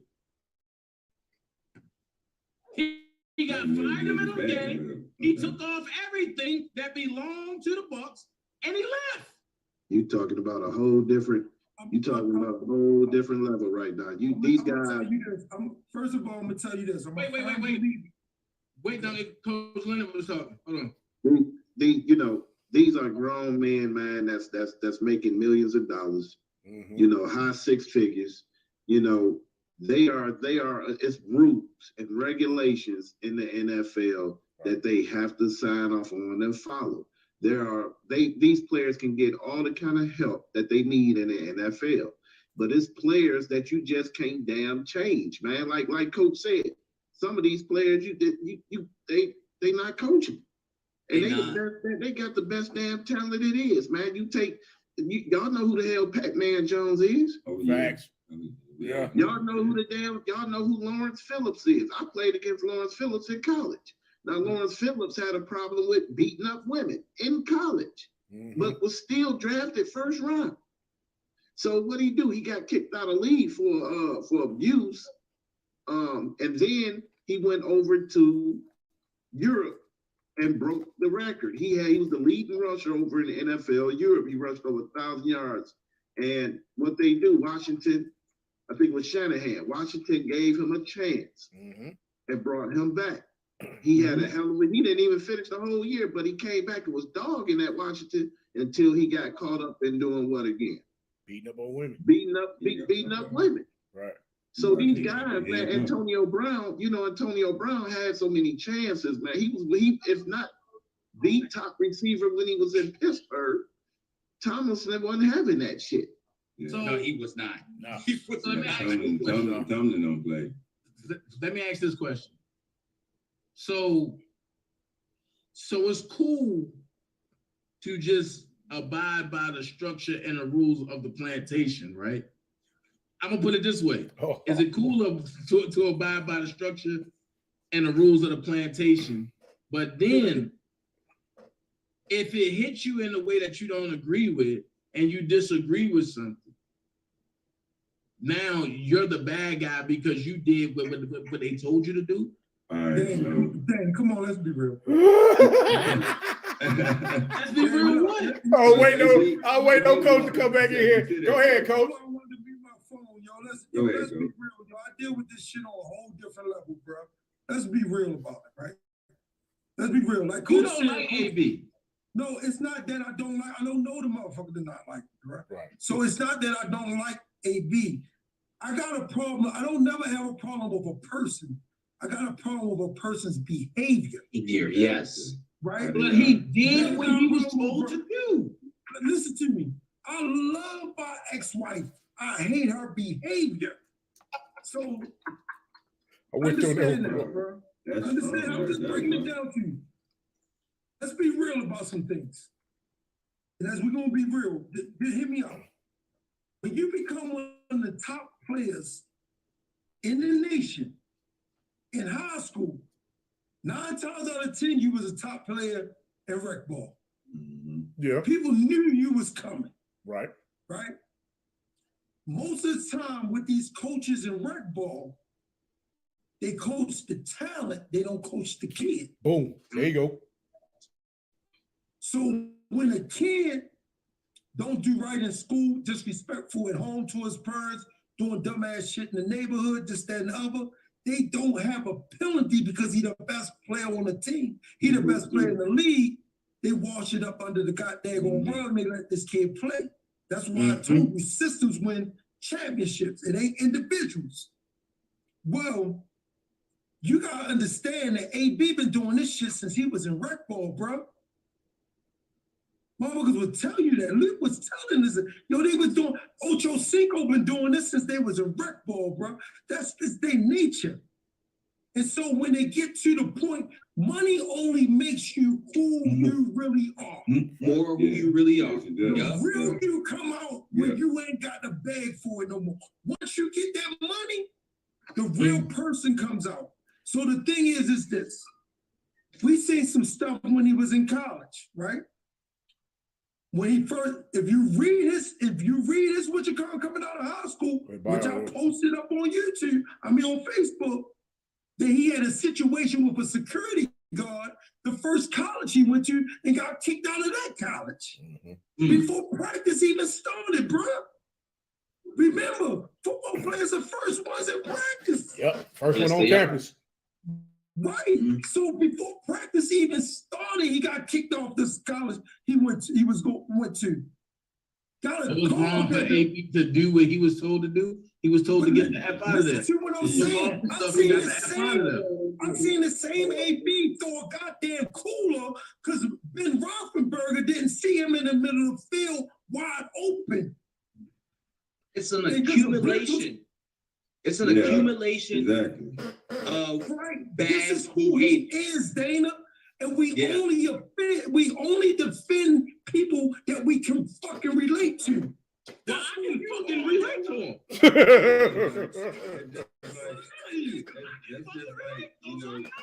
Just like him. That's what I'm getting at. Hey, this where I'm at with it.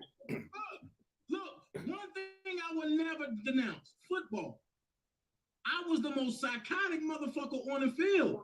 Right. And you gotta remember, I formed a group called the Psych Ward. At the end of the day, my whole goal was football was the only girlfriend that never cheated on me, and that I can lay my oaks on and don't go to jail for it. At the end of the day, Okay. when you lace up them cleats and you get on, it ain't no friend. No. When you hit a motherfucker, you hit them. Right. You don't hit them and hold them and make friends. No. No, that's true. What color was Whatever your you hair when do, you you was step playing, Dana? over their ass and you keep going. What color was your hair when you was playing, dog? Huh? What color was your hair when you was playing? Hey, It was pink. It was pink. It was pink because I ran his ass. People we can relate to. And you ain't come my way when you play that Mervo. Just know that. You didn't even play in high school. Where you playing? I did. I played at Lake. Man, come on, bro. Lake didn't even have no team. All right, we're You going. lie. You lie to have. Oh, you just said I been up, my but team like don't exist. it's basically like I see AB basically just really ran himself into that as well. He already done been through a lot of things, and it's just like, you know, we all know what Bruce Aaron said was wrong. I feel like this. I'm not having a biased decision on anything. What AB did was he left. He did what was told. But like AB said, he just admitted that he felt like what he did, how he left the field, was a little too much. Yeah, I would say that I agree with you on that. I didn't mean to cut you off. Go ahead. I agree with you on that. Yeah, like he said, he did a little too much. You know, I understand it, but like we said, AB, I look at AB as a deeper. He is. Not to cut you off, but can we agree that Bruce Arians Oh no, hell, he was wrong. has done some stuff? Bruce Arians was wrong. But And my Bruce thing is Arians this. Bruce Arians. My thing is this. Bruce, okay. I'm gonna let him finish. Go ahead, man. I'm sorry, brother. Go ahead. As a coach, you're gonna do what's best for your team. Right. You're not gonna do what's best for that individual. Because Did you record that? Because he's a thing, player. it's a team thing. He's a player. Did you record that? Because I need to play that. I need to. That's all you gotta do is come back to the playback. And just keep looping that one. Loop it and loop it and loop it and loop it. All right, keep up. Sorry. Yeah, so like I look at AB as a kid that was like always getting in trouble. Like me, I used to be a problem child. And one thing they always told me, it's gonna follow you. Right. It's gonna follow you. Everything you do is gonna follow you from elementary to middle, from middle to high, from high to college, from college to adulthood. And like Coach said, you know, AB done things back when he was younger. Yep. So it's like AB set a track record for himself once he got into the NFL. Even if he didn't do anything, he did something. Right, and see, and my thing is this. I'm not saying what he did was right. I'm saying let's put accountability on everybody and not just AB. What did Bruce Arians do wrong, Dana? Oh, Bruce Arians have already admitted to the stuff he did wrong. And secondly, what did he do? What did he say wrong? He didn't own up to the fact originally that he knew that AB was hurt. He knew AB was hurt. He knew AB was hurt. that was the first thing. And the second thing he came out and said, wait, that's the first thing. And the second thing, he did come out and say that he held a grudge against AB ever since Pittsburgh and that cooler thing, because he said the cooler almost hit him. And a lot of teams is like that against AB. So do you really think AB was hurt? Yeah, yes. Who Yeah, was I do hurt think on yes. AB? Yeah. Who was hurt on AB? Foot. AB wasn't hurt. AB wasn't Anybody that much. twisted their ankle or had a high ankle sprain or a broken foot? I have had Me. a high ankle sprain. Yeah, if you play football, you get You high. barely wanna Yeah. walk on him. This motherfucker jumped and skipped. Got a cortisone shot. In the end zone. He got a cortisone shot 20 minutes. I don't care what college I had a cortisone shot. You mean you don't care? You You feel your cortisone foot. shot, you don't feel no pain. Okay, so why you can't play then? Yo, If you can skip. yo, listen. Okay, all right, go. All right, hold on, wait. Go ahead. Wait, but I'm gonna go ahead. Shannon Sharp said it the best. Shannon Sharp said, after you get that cortisone shot, and when you get them catches, you don't feel it. But boy, when you ain't getting them catches, and that mind start to wonder, Right. and you ain't getting thrown Now to, speak the on it. incentives ain't being met. Now speak on it. That pain Right. start hurting. Okay. It had nothing to And do that- with no injury. But that's where I was going though. That's where I was going with this. It's the fact that we already know he was looking to get them incentives. Bruce Arians, he didn't want the man on the team in the first place. That was Brady's doing. Everybody agreed with that, right? So if Brady wanted him there, Bruce Arians didn't want him there. Okay, we already see where the conflict is right there.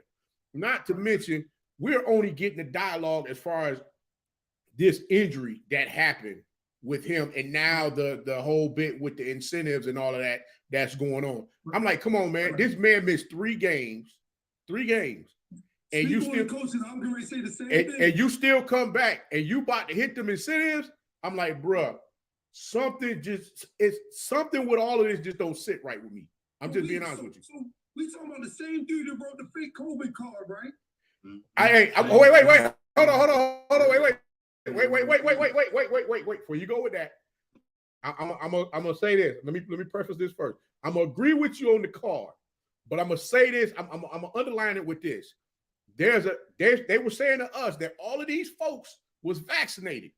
And I'm trying to understand how the we got all these people now that's coming up COVID positive. I'm just trying to understand. But the vaccination didn't mean nothing. Right. So my next question is, You get the flu shot, you still catch the flu. right. So my next question is, how many more cards out there? Right. But I'm saying that how many more cards out there was fake, and they ain't tell that story yet. They just ain't kids. His ain't the only one. Boom. His wasn't the only one. Boom. Right. Because, right, but hey, what we saying is- he went through TB12 with that card.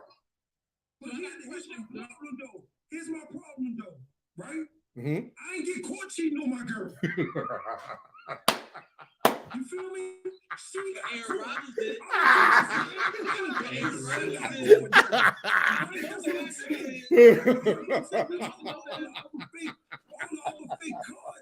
She got caught cheating. I didn't get caught cheating. We gonna be all behind that. You're right. So I got a question to ask You're right, coach. you. So I got a question to ask you. Okay, Antonio Brown supposed to have a fake vaccine card, right? Okay. But his chef called Bruce Arian and told him that the card it was fake. Bruce Arian, off the break, suspended him 3 games. Aaron Rodgers lied about being vaccinated and got fined $1,400. No, he got fined. He got And fined missed one game. $300,000. Missed one game. He got wait. Hold on, coach. He got fined what? He got fined $300,000. 300,000. And missed one Okay, game. okay. Wait. Aaron Rodgers got fined $300,000. AB got each game check, which totaled out to be $300,000 for 3 games. Yeah, but Okay. he had a choice. Wait. Aaron Rodgers had a choice too. I ain't going with that. Aaron Rodgers had a You ain't gonna get me going. Aaron Rodgers had a choice to get fined $300,000 or miss 3 games. So he was thinking, and the only reason I know that information because I know Lazard. I'm best friend as possible with the school together. Okay. And we in So a how group. did AB get fined 3 games and how did he get suspended 3 games and fined $300,000 each game? He didn't get fined $300,000. He just got. He said that. Yeah. No, Well, he didn't. no, He didn't get money fined from $300,000. the games. Hold on. No, I'm about to Game look it up. checks. And that was his game checks, $300,000. Right. No, That would no. be but that ain't a fine That's you not playing for 3 weeks. That's still a fine. No. He was making for 3 games he missed. Think Yes, they about it. getting the money. But each game he missed, he was making 61,000 per game. Do the math. Yeah, he wasn't making no money. All he missed what? Oh, he missed probably about 180 some thousand. That was it. Mm-hmm. But then remember, he missed some other games because of injury. So he Right. he probably missed about 300 Right. grand when you add So up you all can't the come games. in- You can't come and put pressure on me to get you your incentives, and you missed all these games, bro. So wait, we ain't trying to put pressure. It's a difference between trying to put pressure and deliberately making sure he don't hit them incentives, bro. Tom Brady made sure Gronk got his. You're telling me if he wasn't at all them games that he missed, he wouldn't have had 8 catches? Yo, He you would've have got to- got it for sure. Tom would've Brady got made sure Gronk got his. Bruce Arians told him don't go in the game. Bruce Arians told him don't go in the game, and Tom Brady said, "Shoot, that's my guy. I'm going He in." needed one. Y'all ain't Yeah, using one one catch. one catch. Listen, You talking about you want me to target this guy for 8 catches? AB said it the best. AB said Tom Brady was only my friend because I can play football. Outside of that, You couldn't. Tom Brady didn't vouch for AB. Only time he vouched for AB is to play football. He's the one who got AB there. That's what I'm saying. It's because AB got AB.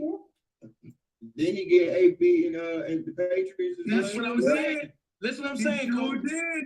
Listen what And I'm saying, then he Coach. found out he was a nutball, so he That's not why they released him. Yo, stop that. They throwing dirt on that man. He just cut an album of Fabulous, yo. What you want me to do? He just took a picture yesterday. Man, you throwing dirt on that thing. Hey, He listen. just took a He picture did of drop the Kanye. video. Tell me how you feel about Kanye. Hey, check this out. This what they got. They said Brown had his girlfriend, Sydney Monroe, reach out to Ruiz over the summer to obtain a fake vaccination card that said Brown had received the Johnson & Johnson shot. According to text message provided by Ruiz, Moreo offered $500 for a fake card.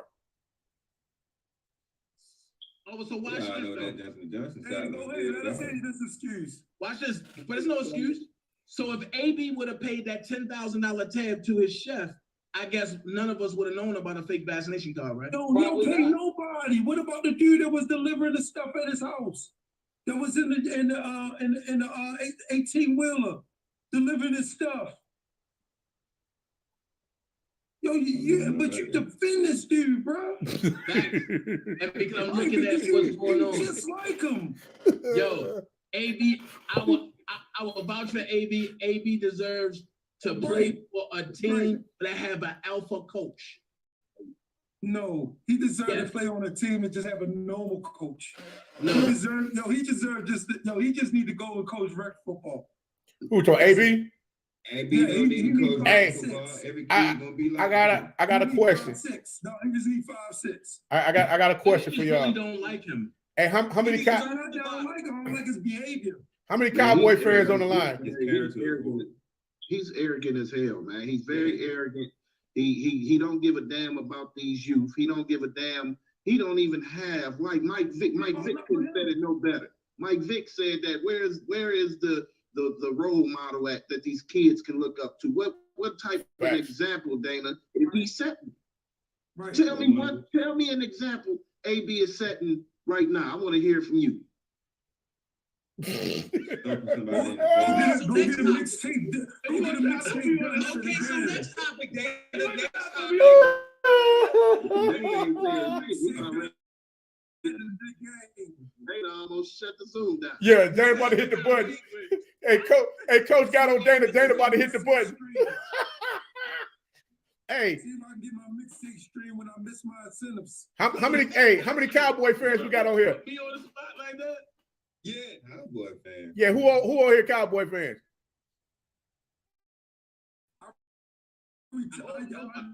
The Bulls 2 years ago. Because my team was the run At through the Cowboys. 43-year relationship at the Bulls from 2 years ago. Cause you do know that's probably where he gonna end up next season.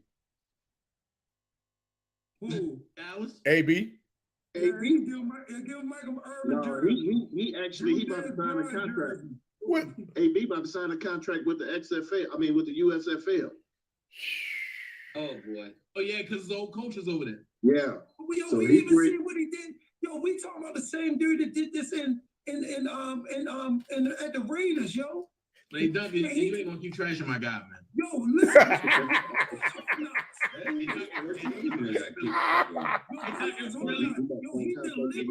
You know what? Okay, hold on. Wait. Hold on. Wait. Hold on, coach. Let me ask you this. So with the hyperbaric thing with his feet, when he did the hyperbaric thing, he talking about he frostbit his feet. Does something like that really happen? Because I'm just trying to still wrap my mind around it. Yo, I get it.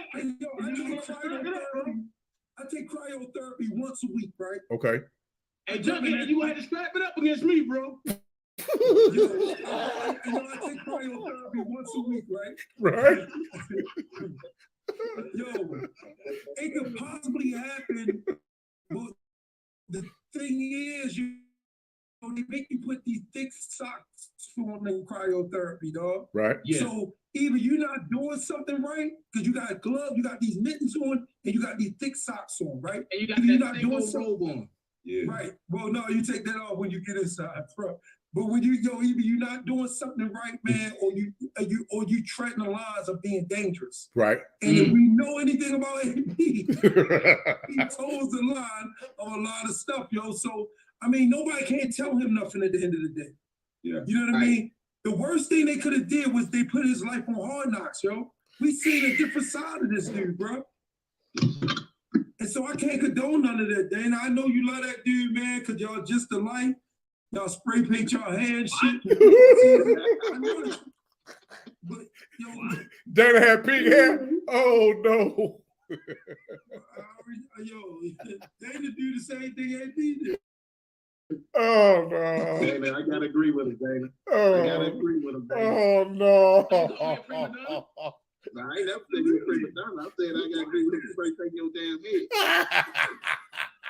No, look. I can take it. Show the inside of your helmet right now. I bet you got dye in it. Show the inside of your helmet. You know, I kind of feel hit for that one.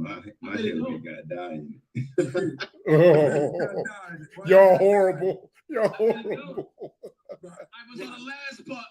On the last Oh, you don't want to show us it? You must got died. So the last thing I want to get to is last but not least, because we had a brother, and this hurt my heart, man.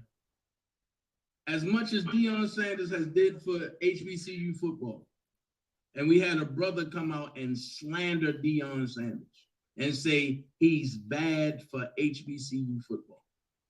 And the reason why he said he was bad is because he said that Deion is taking all top tier D1 talent and spreading it out. Why not? So what are you So how is supposed to that be? bad for football? Let me tell you, yo, we've been trained to be slaves, bro. Say it again, coach. We've been trained to be Yeah, slaves, and because something's been normal don't mean it's natural. Right. Exactly. It's you know, because something's been your normal for years, that don't mean it's natural. See, the problem is this, bro. We gotta go back and really do our research. I did research because I was doing this project called Black to the Future. That's what made me want to start my own pro football league, be Black-owned football league. I did this project called Black to the Future. I actually called NAIA, and I wanted the history of NAIA compared to NCAA. And I did not know that all HBCUs was NAIA at first. Yep. Before they went to NCAA. They said NCAA offered money, a certain amount of money and then what happened was a lot of HBCUs jumped ship and went NCAA. But let me tell you what I found out in my research, and I don't want to bore y'all motherfuckers, but check this out. So you know when you get a scholarship at a Division I school, right? At a white college, let's break this shit down, right? This is gonna be amazing. Write this down because this is real good information. Whenever a coach if you got, say for instance, you got 12 seniors that's leaving, and all 12 of them seniors is on scholarship. At a Division I school, a big FCS school, right? Mhm. So we had a big school. And a coach wanted to give a scholarship or give an offer to a kid. Once the kid accepts that, right? You know that the school, I mean, the NCAA writes a check for the amount of the in-state tuition Mhm. with that kid's name on it Mhm. for that one scholarship for that year, Wow. right? Yep. What happens at HBCU, what happens is they don't govern us the same way that they govern the big schools. That's why our facilities is messed up. So when we are 12 seniors, right? What they do is they send the amount of 12 scholarship, the total of the 12 scholarship money to the school. Now it doesn't go to the athletic department. Go directly to the This is gonna make fund. sense to y'all when y'all take these kids to these black colleges and they ask them to do they got there going fast food and all that shit first and find out how much money they got from that. And then the coach will give the balance of it, and then they say they on full scholarship, which they really not. That's Well, right. Because if they were that's gonna what force it. Deion Sanders is changing now. And Deion is making it so everybody will get a full ride at an HBCU. Look what he did changing the first. facilities He and said, everything. put them kids' name on their jerseys. Yeah. Yeah. They wasn't used to this at HBCUs. Right. Put kids' name on the jersey. And see, you got a group of people that's just not used to this, right? Mhm. We gotta go back. We gotta look back. I looked at the University of Maryland and put the first black player as a starter until like 1984. Damn. Wow. We was alive and kicking then, right? We wasn't allowed on these college campuses into that game between Howard and I think Bethune-Cookman that was at the Yankee Stadium. Right. 70,000 people came to that game. It's another thing, Coach. HBCU game that they celebrate every year at Yankee Stadium now. They just started back up for like the last 2 years, right? But the thing is, and when Deion Sanders sold out a Mercedes-Benz Stadium here in Atlanta. Right. So Oh, 70,000 people came to that. That's the only time that white started saying we need to give these blacks some scholarships because they bring a crowd. But check this out. Let's go back. Let's go back with this. Even from the standpoint of going into pros, people fail to understand that it took us 60 years to actually get footing to play in the pros. We had to go to court. We had to go to court to get permission to play in the pros. Pros, yeah. You know what I'm saying? So that. How hard? Oh, go ahead, Coach. I'm sorry. No. I mean, basically what I'm saying is, I'm learning. Looking at the structure of everything that's happening right now. You got the CIAA was the first HBCU conference. All right. Okay. That's the first and the oldest. All right. Now looking CIAA. Now looking at everything that's taking place right now, the landscape of how everything is happening. I'm like, Coach Prime has gotten a 5-star, 5-star with a couple of 4-stars that has come into the program this season. He got 3 5-stars, and right now he got 3 5-stars. He got 5 4-stars, and he got a bunch of flips from Alabama. 12 of the players that decommitted from Alabama and that's in the transfer portal now, 6 of them is going to Jackson State. You gonna confirm that? That's like books and spades. Because if that happens, I'm gonna put it to you like this. Jackson State is going to do something that nobody's expecting to happen. You've already seen it. You've already seen, like I've talked about Coach Maynard over at Alabama A&M. Coach Maynard is on a tear right now, bringing talent to that program.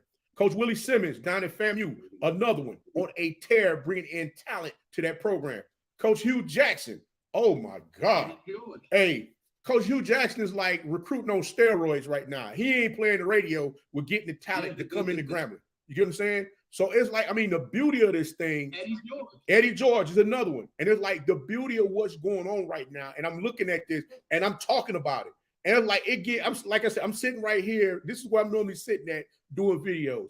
And it gives me chills looking at all of these young men that they're They touching. should. And the craziest thing is like the conversation that we talked about in the beginning about how do we reach these young folks.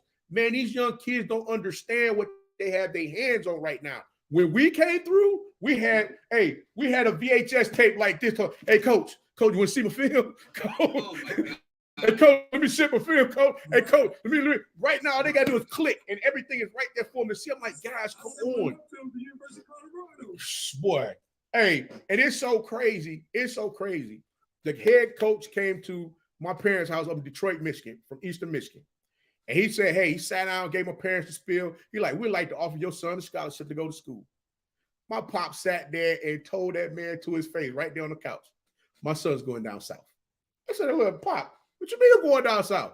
He like, you ain't staying here. You getting out of here. I'm sending you down south. You're going to Morris Brown College down south. I already talked to the coach. You need to get your behind down there, get on the field, because I went in Prop 48. So that's why I keep this thing authentic and real with these kids. And I do the same thing with the content because I want these folks to understand you got people that has been through this stuff. And all we trying to do is navigate you through so you ain't got to go through the same bullshit everybody else that went through. Just listen to what we talking about. Because like one thing. Know what the Prop 48 is. Huh? I said they wouldn't even know what the Heck Prop no. 48 is. I was too. Because like something you said earlier about the ACT, SAT exam, right?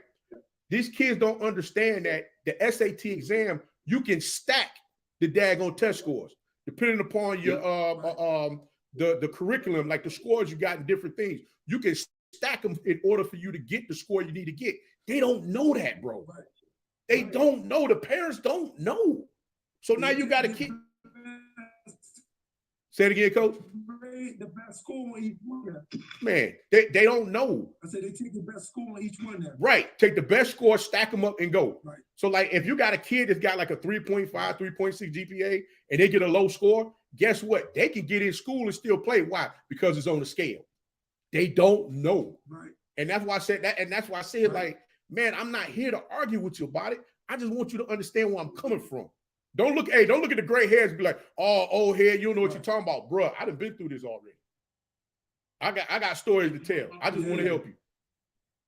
Yeah, old dummies used to be young dummies. So Facts. Facts. Hey, like you said, the game never cheated on me, but my cheerleading girlfriend did. Especially when I got down here to school and gave me the Dear John letter. Hey, bro. Hey, look here. I still remember the day when I got my Dear John letter in college. October 16, 1991. Honey, I can't do this anymore. Really? And you see here, you made all these plans and all this other kind of jazz. I'm like, God, y'all don't understand, man. Focus on the task. Get out of all of this surrounding noise. Get rid of that and focus on the task. Because that's gonna get you where you're trying to go. Yes, sir. Kevin Coleman just committed. Yeah, he been committed. Kevin Coleman Jr. Yeah. 5-star recruit. I got the video up on him already. Huh? Where he committed to? Jackson State. Who is this D tackle Deion Sanders just got that looked like a goddamn Amazon? Who you talking about? You talking about the kid that played the All-American game, man. Sure, he was big as a Yo, he 6'8". Hey, bro. He had to go get his helmet from somewhere else. He ain't had Bro. his helmet for him. Listen to me. Look. Yo, his head is like this. Yeah, they had Hey. Yo, his head is like the box on the screen, yo. I never seen nothing like this before. That's crazy. Check this out. Jackson State right now has 11 linemen on their roster, right? They normally have on the average of like 13 to 15 offensive linemen on their roster. He just signed 5 and they ain't done. They're gonna turn that roster over again. Watch what I tell you. That roster gonna get turned over again. I still say the sleeper and the swag. The sleeper and the swag is Ray Lewis and Prairie View. Ray Lewis ain't go to Prairie View. Oh, so he ain't signed it yet? No. They hired who is it? The defensive coordinator that played in the league. Is it Duncan? I think it No, It's no, not me. He played. No, he played for the Oilers. No, but they supposed to be bringing in Ray. No. No, they ain't get me, dog. I'm good. Yeah. Yeah. They was talking about Ray, but they had his picture up on a website. And all Listen, man, listen. Ray Lewis still got baby. It's gonna be inspirational speaker. Maybe that, yeah, that's about it. Because you gotta understand this. It's like you gotta think about it from the standpoint. You got some NFL players that can. Excuse me. Thank you, J Rock. Bubba McDowell. I said it wrong. Bubba McDowell. I should remember that from the Coming to America movie. McDonald's. Right. They're McDonald's. We're McDonald's. Should remember that one. My bad. Yeah. But yeah, they he ended up signing with them as the new head coach. He's the defensive coordinator over there. No, not defensive coordinator. I forgot. Forgive me. Every great player is not gonna be a good coach, bro. Yeah, that's true. I'm gonna let you know. Every great player, I don't expect Eddie George gonna have to put a good staff together. He's gonna have to put a good staff together, or he's gonna be at his contract. He's gonna be done. Because when I watched a few games this year, he gonna have to get him a good staff together. Every great player doesn't mean they're gonna be a great coach, bro. I'm just gonna be honest with you. Hold on, wait. True Thompson committed? Yeah, True. Yeah, True over there too. True committed yesterday. Yo. Hey, wait. Hey, hold on. Wait. They don't know about Grayson U. I try to put them up on Grayson U. They don't know about Grayson U. They like Grayson U. I said, yeah, the University of Grayson, because they get all them kids and get them in all them colleges and big time universities all over the daggone country. So I'm like, hey, they got True. They got True from Florida State. And hey, listen, they got a kid over there called Big Country. Yeah, Big Countries they got. He played DN. Yeah. That's one big white boy that, he slaps you to sleep. Yeah, Big Country about that life. I like Big Country. Big Country about that life. Good spirit, young man. I like that young man. He's good people. If you meet him outside the field, he'd be like, hey, man, how you doing? On the field, you would swear that's Deacon Jones' son. Hey, matter of fact, you retarded, dude. You retarded, bro. You retarded for real, man. Oh my God. I told you him and AB best friends. Now, hey, let me ask you this. How much of a hater that my cousin really is, but it's okay. Hey, let me ask you this. What's your thoughts on Jerry Rice possibly wanting to be a coach? No. No. I never seen him interact with youth, so I don't know. He'd be a good Position coach. Position coach, yeah. Because T.O. was a good position coach at Jackson State. No, he wasn't really a coach, bro. I mean, Deion had him there coaching his wide receivers up. No, he just can't. I mean, you gotta understand they partners like that, so they gonna show up for one another. This is like when you bring me on your podcast and stuff, but this ain't my show. Show. You know what I mean? But you gotta understand that I'm the I just come for practice. I just come for practice. Just come for practice. So I won't get fined. He said he is so he don't get fined. Right. So how can we bridge the gap to where, because we talked about getting the problems out and all this. So now this is my last question for this segment, and then next Wednesday we'll come back and with a whole new slew of questions. How can we bridge the gap between the North and the South? I know I kind of had a little bit to do with it, and with Coach Crow and Leonard playing against each other, and I loved it. And then we had the Lightning come down here and make a fucking joke of this. Yeah, we will think ass. But how can we make it? Where did that come from? My goodness. I told you, Lennon wasn't normal no more. Jeez. Yeah, we were fans. That's what happened.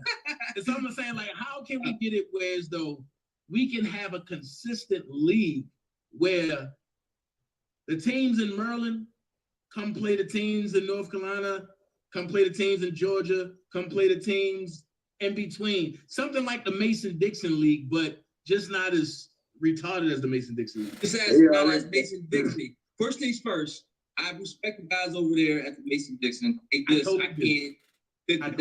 can't get with the name. I'm sorry, I can't. The name is just off-putting to me. I can't do it. Yeah, I just can't do it. I'm sorry. It's the black in me just won't let me play with me. Yeah. That's neither here nor there. I respect that. But I will say this because I'm a big part of this. You know, it's all about, like I said, we have to know each other, right? Right? To make some of these things happen. You know, everybody lives in their own little bubble. And I'm not trying to go back to the days of, I think one coach mentioned the NAFL. I played in that years back. But the days of the Super League, those are gone because it's too much. The logistics are different, gas is high, and people are not traveling like that.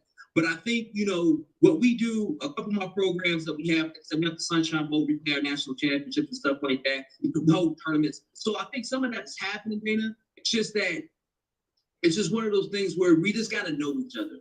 And I think it's one of those things where once we get to know each other and we can start putting these events together and give us those like-minded people, it happens more natural. Now, like I think Coach Leonard has said, if we had tried to put an event together and that one guy that was running it, we knew it was wrong from the get-go. But we took that spirit though and created something a little bit better from that. You know what I mean? And so, and that event, subsequently we took it over. That event is still going. You know, so it's just, I think, you know, it's happening. It's just, it's not happening at the rate that it should. Right. Everybody got to buy in. It's happening because the semi-pro, I like to think there's three levels, right? There's 1A, which is the garbage level. You got 2A, which is kind of mid-A, then you got 3A. The 3A teams, which are the better teams, we do together, we do play each other, we do travel. But again, that top level is becoming few and far in between now. So how do you determine if a team is 1A, 2A, and 3A? Well, organization, you know, uniformity, where they play, travel, league structure. You just said it, travel. That's the biggest thing. Who can travel? Okay, so all right, let's just say if I wanted to start a league in 2 years, right? Okay. How can I have a level 3A league? Don't accept everybody. Okay. It's that simple. Can't. Only accept the teams who are willing to fit the charter that you're trying to create. Now, you may start off with only 6 teams, 4 teams, 5 teams. That's okay because they're all going to be on the same wavelength. And then the next year, you get 2 or 3 more and build it properly. What happens is people get so caught up with numbers. I gotta have 15 teams. Okay, you got 15 teams with 10 of them are terrible. But you got 15 teams though, right? So at the end of the day, it's not selling yourself short because you want to look good. It's quality over quantity. Get with those owners that want the same things. They're gonna say, yes, it might be a struggle for a year or 2. They might be doing a lot of travel in that first couple of years, but eventually that quality is gonna attract more quality, and it's just gonna build from there.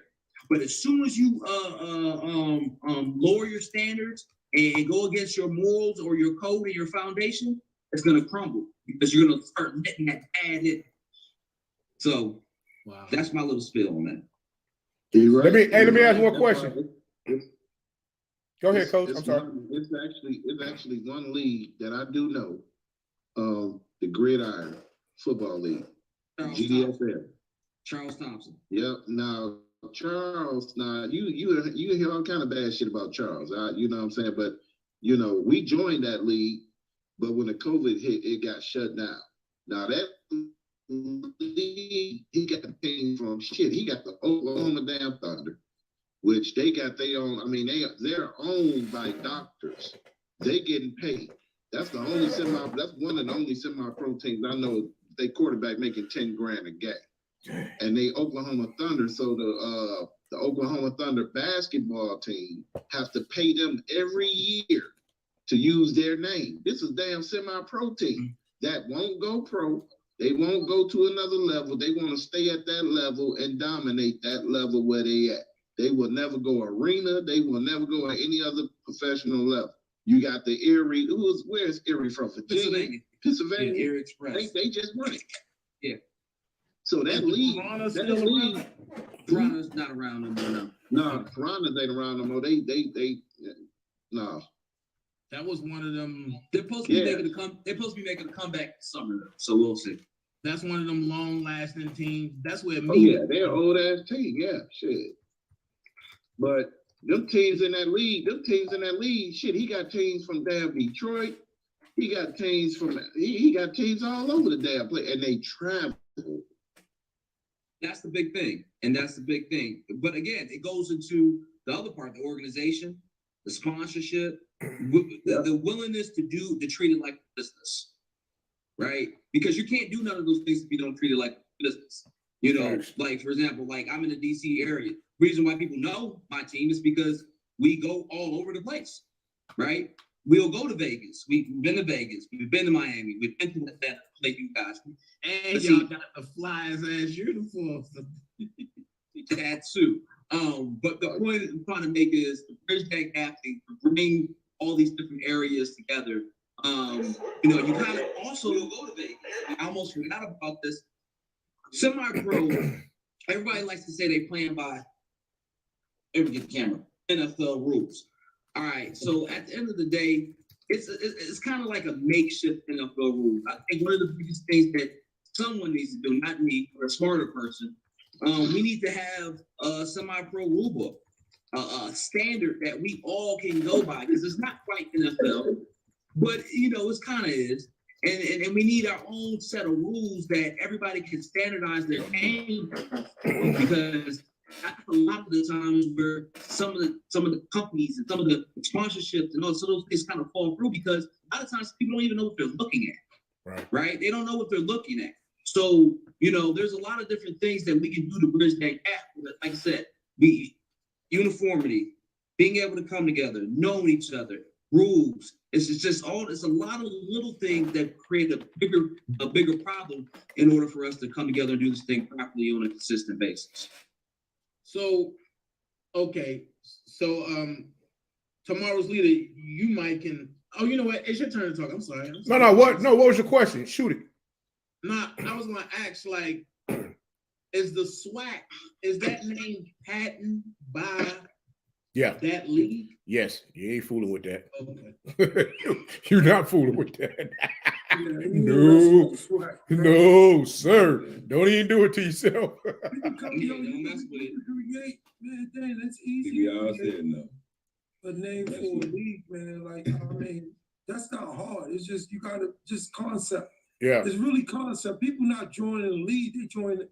Just like when you're in sales. If you ever been in sales, yo, you know people not buying what you're selling, they're buying you. Right. Yeah. They buying a presentation of you. Yeah. Whatever it is, they want to be able to feel like you afterwards. Your energy created them to want that garment or whatever you selling, they want you. And that's all it is. So all it is somebody coming up with a concept and putting a great energy behind it, and professionalism, and holding people to a standard of professionalism, having a code of conduct and sticking to it. I don't care how great the player is. You know what I mean? Understand that your system is more important than that individual player. And once y'all can do something like that, man, it'll fly like crazy. The reason I always start my own, because I like to govern my own. I know I'm a great leader. Right. And whatever path that I take it in, then the people won't have no other choice but to abide by it. You know what I mean? Even like I got to talk to Rick Ross about him buying the Melbourne team. You know what I mean? They got to abide by the rules that we actually have and the standards that we have. You can't go out, you know, even the way we paying our players.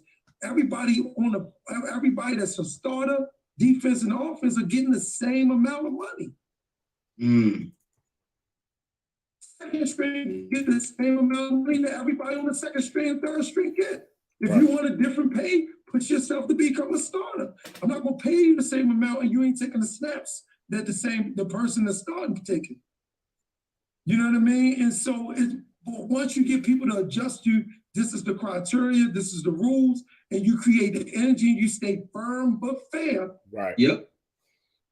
you will create something amazing. Coach said he ain't got that Texas University money. Nah, Now, see, here's the thing I wanted to do, Coach Duncan. I wanted to really start a league down here in Georgia in like 2 years, but I wanted to implement what each coach have as far as like, let's just say like Coach Troy, he do uniforms. Let's do a partnership, whereas though we funnel uniforms through him to grow him. But what you have to do Let's just is say tomorrow's Leader Sports they have a network. Okay, but let's get a bigger building and let's have teams come and talk on the network. you got the right idea. You got the right You know what I'm idea. saying? Let's just say like, the only thing you would have to do is you got to create a bidding system first. Right. Yep. Because if you just give it to one person, That's a problem. then it's going to look biased the whole entire Right. time. And the next thing you know, when people start saying it's a fraud, he looking out for him. You give him a bidding system. Right. If it's two people bidding for it, the one that comes up with it, and y'all sit together as a board, y'all agree we're going with this company. Yep. They might be a little higher, but their quality is better. This company might be a little cheaper, but they don't have better quality. Right. Right. Y'all do stuff like that. Once you can do stuff like that and come together and make agreements like that, Right. and it ain't gotta be a whole bunch of people, because a whole bunch of ideas, shit will never get done. Limited to 5. Right? No more than 3 to 5. That's it. Right. No, you're right. If a whole bunch of ideas, shit will never get done. Yeah. But the person that got the original vision gotta keep the original focus. Everybody that joins gonna try to put their vision in the twist. Facts. It ain't your vision. It gotta be fair but firm. because my thing is, That's it. I wanted to have a league where as though the teams in Georgia they can play. But also at the end of their championship, that's not the end. Let's go ahead and 1 year we go to Baltimore or to DC or to Silver Spring. Then the next year they come down to us. And then the following year we go up there. Let's alternate like So that. I kind of had that already. I had that already. You got that at the North, Crow. No, I got it in the don't South. have No, I worked with the folks out in North Carolina. We were just in Charlotte this past weekend. I was just in Charlotte. So we kind of have that already. You just need to put the league together and join us. Yeah. But the thing is, no, hey, so look, I always tell you like this. Get your hand out my pocket. Take what works. Don't reinvent the wheel. Facts. Create bowl games. Turn them into bowl games and find a sponsor that want to put their name on that bowl game. There you go. That's what we just did, Coach. My company just sponsored the game that we played in Leonard. I told you we took it up. So we just sponsored that, and we did it in Charlotte. Right. But see, because I've been talking to some big companies down here as well. I do know that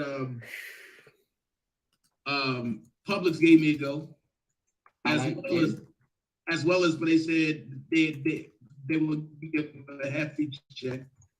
Coca-Cola down here gave me a go, but they said they can't give no money. They can just give sponsorship, and they can get in whatever venue that we want. Right. They just want to spread their product. That's it. Right. That's all they want. But you gotta get, Daniel, you have to get, if you get that 501c3, you gonna have people hopping on that. Facts. They go hop on that. You know what I'm saying? Because now that's just write-off. So they don't mind giving you Depending on what the percentage is. Yeah, exactly. They pay for the whole damn league that year. And that's a write-off. So, once you get that business, once you get all that in order, straight, you got, nice little board with you and somebody to represent each state where you got teams at. I don't see no issue, no problem with it, man. It can be done, but like Coach said, if that's your focus, you got to stick with it, man. You can't let nobody move you off your square, man. It's like the rule when the rules are set, you got your board. You take yourself out of the equation of making any final decision. The only thing that comes from you is the decision that the board has made, and you agree with it and move that way. When you get in there where it's like you're trying to make the decision, trying to be the de facto and saying screw what everybody else talking about, it's gonna go up in smoke. It's gonna be a waste of your time. And like Coach said earlier, keep everybody focused on the charter. Exactly what's going on. Don't allow yourself to get in the mindset of I gotta have this team. If I don't have this team, the league ain't gonna be whatever. Just man, and I will tell you, I made that mistake. I made that mistake on the program in which I should have went ahead and chopped them programs off and didn't do it. And that ended up hurting business more so than helping. So that's why I'm like, bro, just keep that mindset. You'll be all right. You have to get All right, so Dana, you're gonna get me cussed out by my wife. You got any more questions? Same here, man. Same here. Until next Wednesday. But I'm gonna contact you tomorrow, Crow, because I need an itinerary Okay, that I can take to these new teams. I got you. All right, so do anybody got anything else to say before we go? I appreciate you having me on. Yeah, man. Appreciate you having me on, Dana. Yeah, thank you for having me on, Dana. Appreciate you, bro. Yeah. Appreciate you, man. I love you brothers, man. I love the fight that y'all in, man. Y'all in the same fight that I'm in, man, trying to change all America. Gotta do it. You know, So can we make this an every fancy thing for 8 o'clock? I'm down for it. I'm down. I'm down. As long as it's not 3 hours next time. That's always the initial dinner. The initial dinner is always long, bro. The first one always long. All right, bro. Y'all be good, man. All right. I appreciate you. I appreciate it. Nice meeting everybody. All right. All right. All right, fellas. All right. All right, man. I appreciate you. Everybody logging off. They leaving me. I'm gonna get with you later, bro. I definitely, and we gotta talk, man, because I gotta get with you. All right. All right. Appreciate you. Yep. All right, guys. It's just Coach back now. What was your thoughts on what I shared with everybody this evening? I hope you guys like that. I'm trying to give you guys something different, a different perspective of a lot of different things that's going on. We definitely got a lot of folks out here that is interested in what we got going on at HBCU in the realm of HBCU sports right now. All I can say is this: is that all of the schools that's been out there getting the recruits and everything together, they've been doing a phenomenal job. From Coach Willie Simmons down at FAMU, Coach Maynard over at Alabama A&M, Coach Hugh Jackson over at Grambling State, Coach Prime and his coaching staff over at Jackson State. I mean, like I said, even Coach Dancy over at Mississippi Valley State, they got people talking. Even Texas Southern, they got people talking that's wanting to ask questions about what's going on with HBCU football right now. And, you know, I had the opportunity to go on and talk with the guys and just give a perspective as far as some things. There's some current affairs and whatnot, and they're looking to do this every Wednesday. I'm hoping that you guys will come back next Wednesday and enjoy this space with me so that we can continue to keep growing this, because there's a lot of things that's happening out here as far from a youth standpoint that, you know, a lot of these young men and the parents that don't know when it comes to getting their players ready to get recruited. And that was some of the things that we talked about in the very beginning, where I was letting them know that a lot of these young men don't know that they don't understand the fact that they look at their core GPAs when it comes down to finding out if they can. Hold on 1 second. Give me 1 second, J-Rock. I'm gonna come to that. If they can get how they can go about getting themselves situated for recruitment. So I'm just trying to help out however I can, guys. Like I said, the guys invited me onto the show. I said, cool, I'll come on. J-Rock said, if I'm Houston, I'm on the phone with the SWAC office trying to get the SWAC championship game back in H-Town ASAP. I'm gonna be honest with you, J-Rock.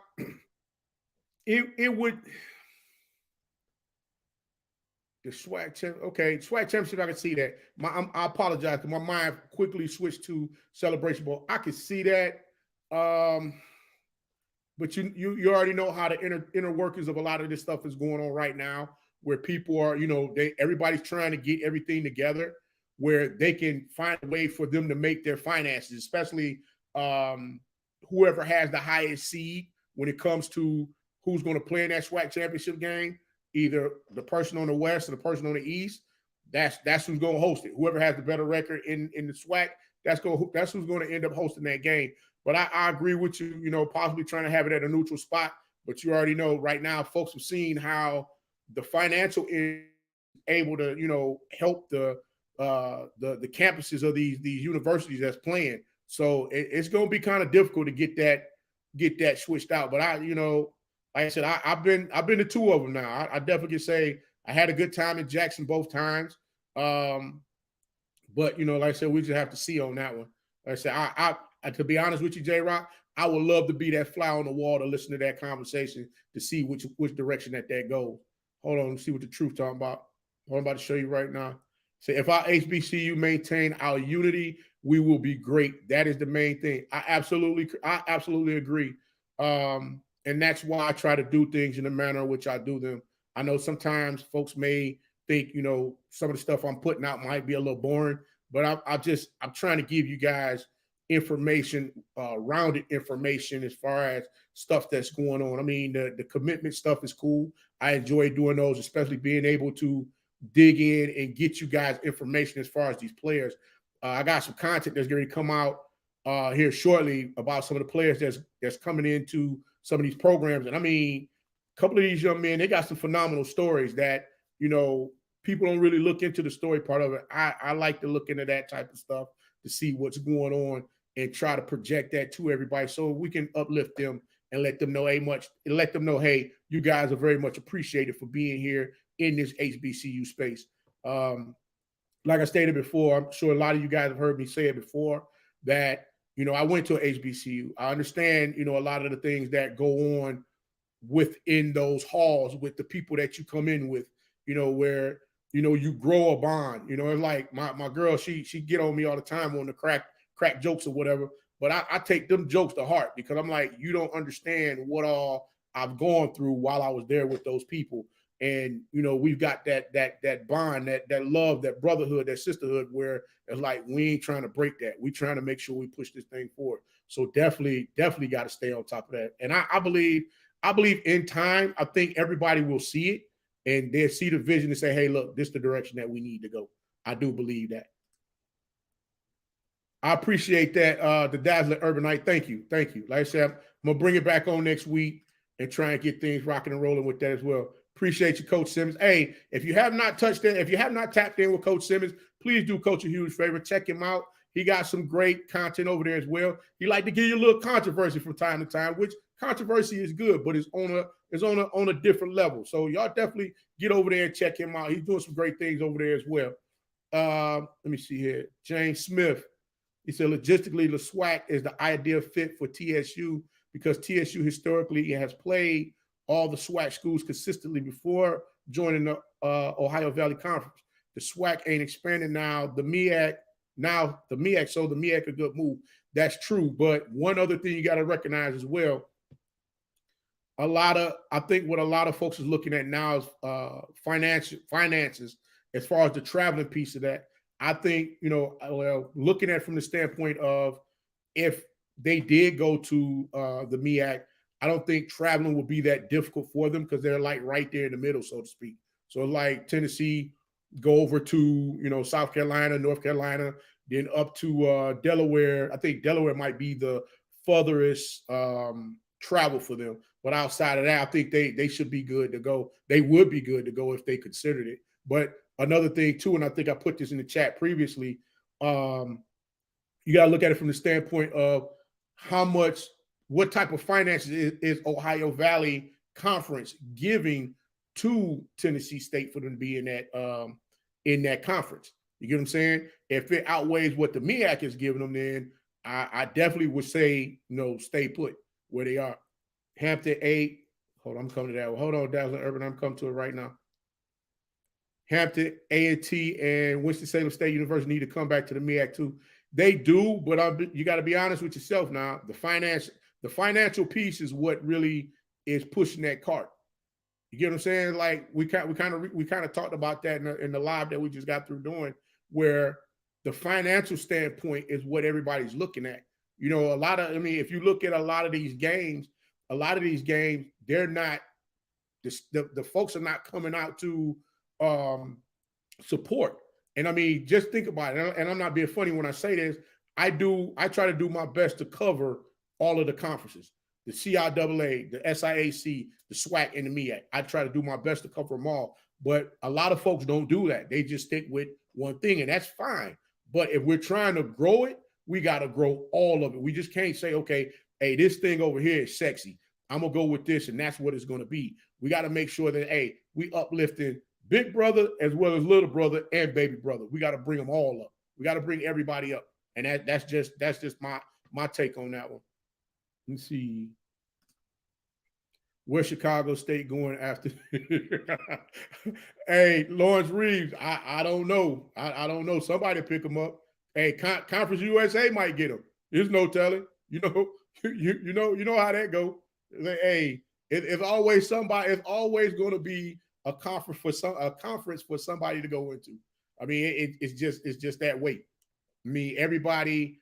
Like I said, I can't tell y'all enough, guys. I really enjoy doing this. I enjoy sitting down, having the conversations with you guys, being able to deliver the content. And I thank you. I really thank you all for, if I'm wrong about something, you guys say, hey, coach, clean that up. No problem. I'm cool with taking the criticism, and it's all right. And it comes with the job. So I thank you guys for that. I've been meaning to tell everyone that for a minute now. I appreciate you guys on that, from that aspect as well. Let's see here. Should the SWAC absorb the MEAC? No. And why I say that is because I think that, honestly, truly, everybody wouldn't be able to travel to play those schools. You get what I'm saying? Think about it. If you got a team, you got Texas Southern coming from Texas to go to Delaware, or Prairie View going to Delaware. That's a hike, man. That's a serious business trip. And you're talking about putting those young men on the plane and fly them up there. And then you want to, think about how many days ahead of time you're going to get them there in order for them to get prepared for the game. So that's a lot more money going out than what's coming in. So from a financial standpoint, I don't think they would look at it from that standpoint and say, hey, that would be the move. But what I would like to see with the MEAC is for them to have, and they've never done it from my understanding, I would like to see them have East and West division where they have teams that are playing up until the SWAC, is done playing, up until the SWAC have the SWAC championship, and then go into that Celebration Bowl, and let's see if the MEAC comes out of there, after 5 years where they're up, 4 or 5-1. I would love to see that, because I mean, think about it. You got the what's the bowl? Southern and Grambling. You got that last game that they play, and then you got the SWAC championship. But the MEAC is done for the season, so it's like they're almost sitting around for a month, literally waiting on the Celebration Bowl. So literally, you got a month to look at my playbook and just nitpick everything in it. And I'm not saying that was why Jackson State lost. I'm not saying that. What I'm saying is that I would just like to see a little bit more parity as far as what's going on from the standpoint of the teams playing more games. That's all I'm getting at. Let's see. James Smith said NC, A&T, and Hampton probably having buyer's remorse leaving for the Big South Conference. They need to come back home. I don't disagree with that, James Smith, but you got to understand, too, the finances is everything, bro. Think about it. North Carolina A&T, they just they redid so much stuff on that campus by winning the Celebration Bowl as many times as they did, and then going over to the Big South Conference. They got finances coming in that, they got a whirlwind of money that's coming in that they're able to do more things on campus. The Bayou Classic, thank you, The Truth. they got finances coming in where they can do more things on campus and, you know, get things looking in the manner in which when they bring the recruits in, they'll see this stuff and be like, hey, I want to come here. So I will give North Carolina A&T maybe 2 more recruitment cycles. They'll be back on top out there balling and doing what they need to do. I honestly believe that. I do honestly believe that. But yeah, hold on. I'm gonna get to you 1 second of truth. Let me see. Do you think HBCU and PBI schools should create their own associations like the NCAA? It wouldn't be to be honest with you, the only problem we would run into with doing something like that is the sponsorship. Because you're going to have a lot of those big name sponsors that we're able to get like a little sliver of money from them to come to the colleges and universities. That money is going to be hard pressed unless you have someone like a Coach Prime or I'm sure Coach Willie Simmons is down there at FAMU doing what he need to do to get the money to come in there. I'm sure Coach Maynard is probably working some angles as well to get finances to come into Alabama A&M. And I'm just that is the key ingredient. I think it's time for the ADs and the presidents of these HBCUs collectively get together and understand that, hey, look, we can't do business the same way as we used to do it. How Fat Joe put it? Yesterday's price is not today's price. And that's literally what's going on. It has to change. The landscape of everything is changing. So if we're changing, then we got to do something different for us to continue to keep moving forward. If not, the apple cart going to stay broke and it's going to stay where it is. And everybody's going to be trying to push that cart from behind while we're losing the contents of what we're putting inside the cart to build what we're looking to build. So we got to get to a point to where everybody collectively get on board and understand what's happening. And I believe that once that happens, it's no stopping. It won't be no stopping any of these HBCU conferences. I honestly believe they're going to blow up and do some things that no one ever expected to happen. That's what I believe. Let me see who else we got. Yeah, that's right. The Bayou Classic. So you got the Bayou Classic. Back to my previous point about with the MEAC continuously playing, because you got the Bayou Classic going on, and I believe the SWAC championship the same weekend. I might be off on weekends, but you got those games that are going on. No, got the Bayou Classic the week after, if I'm not mistaken. I might be off, so forgive me. But if you got those games that are still going, and the season has not ended for the SWAC, I just feel personally, I feel like, you know, if there's a way for the MEAC to get a couple more games, I think they should get a couple more. Like having a team sit out for a whole month doing nothing. I'm like, come on, man. I'm like, yo, let's keep them wheels rolling. I mean, that's just the coach in me. I want to keep going. I don't like to have I'm not really into having the time off like that. I just want to keep it going. So I keep the continuity and the timing and everything going on with that. Visit Jackson is looking to create a second HB. I hope so. They need to. Let me see here. Leon said, Coach Pugh with that long to prepare, I think, played into the out. Yeah. I mean, hey, I ain't gonna lie to you. Coach Pugh can coach his tail off. I'm just being honest with you. He can coach his tail off. I've sat and watched him coach a couple of games. I went back and looked at some old footage of games where teams thought they had them down, and he found a way for them to dig out that hole, get things going, and keep pushing and moving forward to get his team back in contention to win the game. And when you see that, and not to mention another thing, a lot of these schools, when they look at, you know, how the coverage is of particular schools and whatnot, and they hear the rah-rah talk, understand that you got a team over at South Carolina State. The majority of those young men, they don't have all them stars behind their name. They're just young men out there looking to play ball. And that's what they enjoy doing. And they came out there in that game and they say, yo, we come to kick y'all teeth in because you're going to give us our respect. And that's exactly what they did. I mean, in the beginning, yeah, it was a little rocky. The game could have went either way. You know, had a play been made here or there, but those plays weren't made.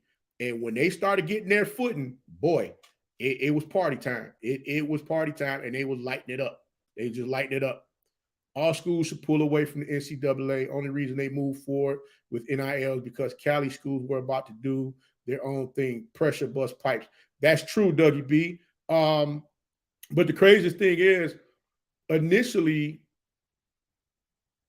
when it first broke, I did a video on that as well, where I was talking about the initial. It was 10 schools initially that signed that document, signed the order in their state saying that they want to do the NIL deals. California was the first that was going to go, but it was pushed out a couple of years in order for them to do it. Florida, on the other hand, they were saying that they were going to get to it like right away. Georgia came back with the saying that they were going to do it, but the only thing with Georgia was they have it set up, and they're saying that they're not going to do it based on the NIL deal. They could take up to 75% of a player's earnings out the NIL deal. Basically, is what that law that they put in place states, and they call it the what is it? I forgot the name of it. Excuse me. I hate when I forget the names of stuff. But it's I forgot the exact name of it. But the wording of that was so screwy, it was sad. And the people here in Georgia, they got to talking about it, and they were like, okay, well, we're not going to do anything with that. The university would never do anything like that to a player. And I'm like, come on, guys, y'all say that to us now, but when it hits after the fact and these players start telling it, now what are we talking about? Because this player has gotten out here, bust his hump. He was able to get the NIL deals that he were able to get, and he has representation that's willing to give him whatever he needs. So why can't we just do the things that we need to do to make sure that these players are well off? And a lot of people don't want to hear that. It's all about shut up and play. And I'm like, that's got to stop. National Christian College Athletic Association has their own national championship with school competition in other associations. Teams pick on where they want to play for a national championship. I had to check into that because I haven't heard about that one before. I'll check into that with Lawrence Reeves. But that's interesting to hear. That is very interesting to hear. But see, my only issue with that is how, from a financial standpoint, how is it structured? You get what I'm saying? Because you got to pay everybody out for the location where you having the game. You got to pay for cleanup. You got to pay for all the little nuances that's in there, and then the schools get their cut. So, does the sponsorship and everybody run with that? How does that work? You get what I'm saying? So that's the only real question I have with that. Why you clashing? The capital city clash are close together. Okay, thank you, Dougie B. I appreciate that. Thank you. The Truth said, what about a lot of big name athletes who may not coach but lend their names to these schools, almost like adopt a school and help fund? I don't have a problem with that. I think that should happen. Honestly, truly, I believe that the NFL should be kicking back some money to that. The NFL is a multi-billion-dollar company that's kicking out a whole bunch of money to folks that's sitting behind desks that what do they really do? I mean, you see Roger Goodell come out and speak, maybe once, twice a season? You might see him at a game. So I'm like, what else is going on other than you're working for the owners? Why aren't you giving back to these universities like you said you're going to do? That's another question I have as well. I mean, that's something that we need to look at also. The Dallas Urbanite said the long layoff for the MEAC gives them a competitive advantage. An HBCU playoff system leading into the Celebration Bowl will make things even fair between the SWAC and the MEAC. Well, I'm going to be honest with you. Coach Simmons did a video on this, but I'm going to touch on it a little further, where he talked about the playoff system. Bowie State just won the Division II national championship, if I'm not mistaken. They have won the CIAA 3 years in a row. They three-peated. Miles College and the SIAC, they had the opportunity to do it. They fell short against Albany State this year. And the thing is, there's so many storylines with a lot of these teams that are they can more so get out here and compete. I would love to see more of that, like a playoff system in that, from that standpoint, where they could get out there and really get after it, because I really believe that Bowie State, with that team that they had for the past couple of years, I think they could have gotten out here and competed. And the reason why I say, and wait before I go any further, and I believe Miles College of Albany State could have got out there and competed as well. But why I say what I'm saying is because of the fact that look at the landscape of how recruitment is changing now. Everybody's getting players out of that transfer portal. So reason why I'm saying what I'm saying is because now it forces everybody to step their game up with recruiting to put a better product out there on the field for everybody to see. Because guess what? Nobody's want to go out there and get their teeth kicked in. I'm just saying. I'm just saying. Nobody wants to do that. They didn't win. I apologize, Christopher. Hold on. You said they didn't win. Okay. Hold on. Okay. Yeah.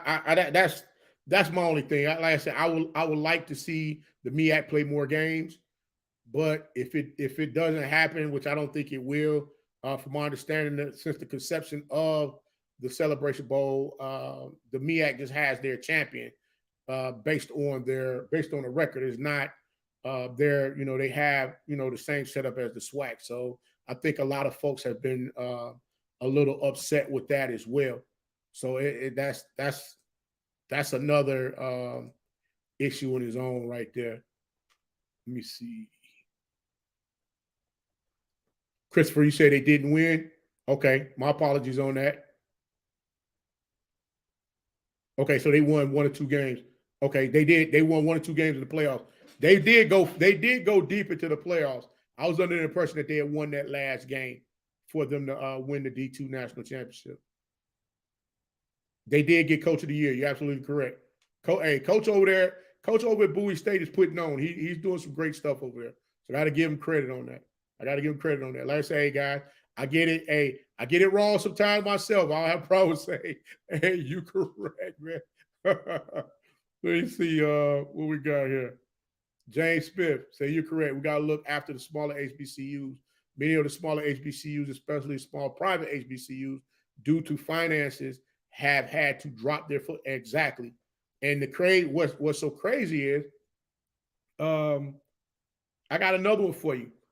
If you look back when the pandemic hit, you had a lot of Big Ten schools that dropped a lot of their sporting events, sporting programs, because football wasn't being played. So since we know football is the cash cow, if football is not being played out there on the field every Saturday, guess what? They didn't have the money to put those kids out there on the field and do the things that they wanted to do. So I'm sitting there like, man, you can't tennis, swimming, gymnastics, all kind of crazy stuff got canceled at a lot of these big name schools. So just think how that affects an HBCU from a financial standpoint. That's why I'm like, guys, we really got to look at the landscape of everything and make sure that we're willing to uplift everybody and bring them up along with us, and not just, okay, this school here is cool. We'll rock with this or we'll rock with that, and that's it. Nah, I'm just of the mindset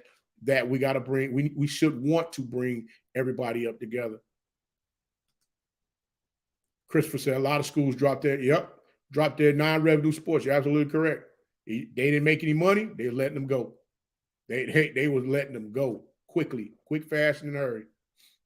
Well, guys, hey, we've been on this thing now for almost 3 hours, man. I appreciate all of you guys that came in, kicked it with Coach this evening. Like I said, I'm going to get back with the guys and make a phone call, find out what we're going to do next week. I'm hoping that we go ahead and get this thing going again. I had a great time. I hope you guys had a great time as well.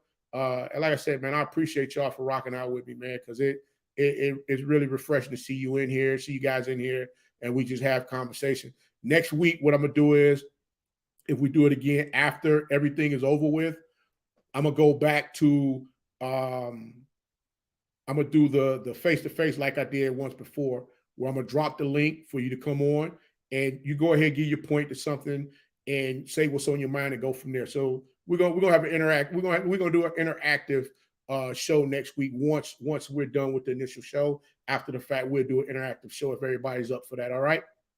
Hey guys, like I said, hey, you guys, I appreciate you all. If you have not subscribed already, make sure you subscribe to the channel.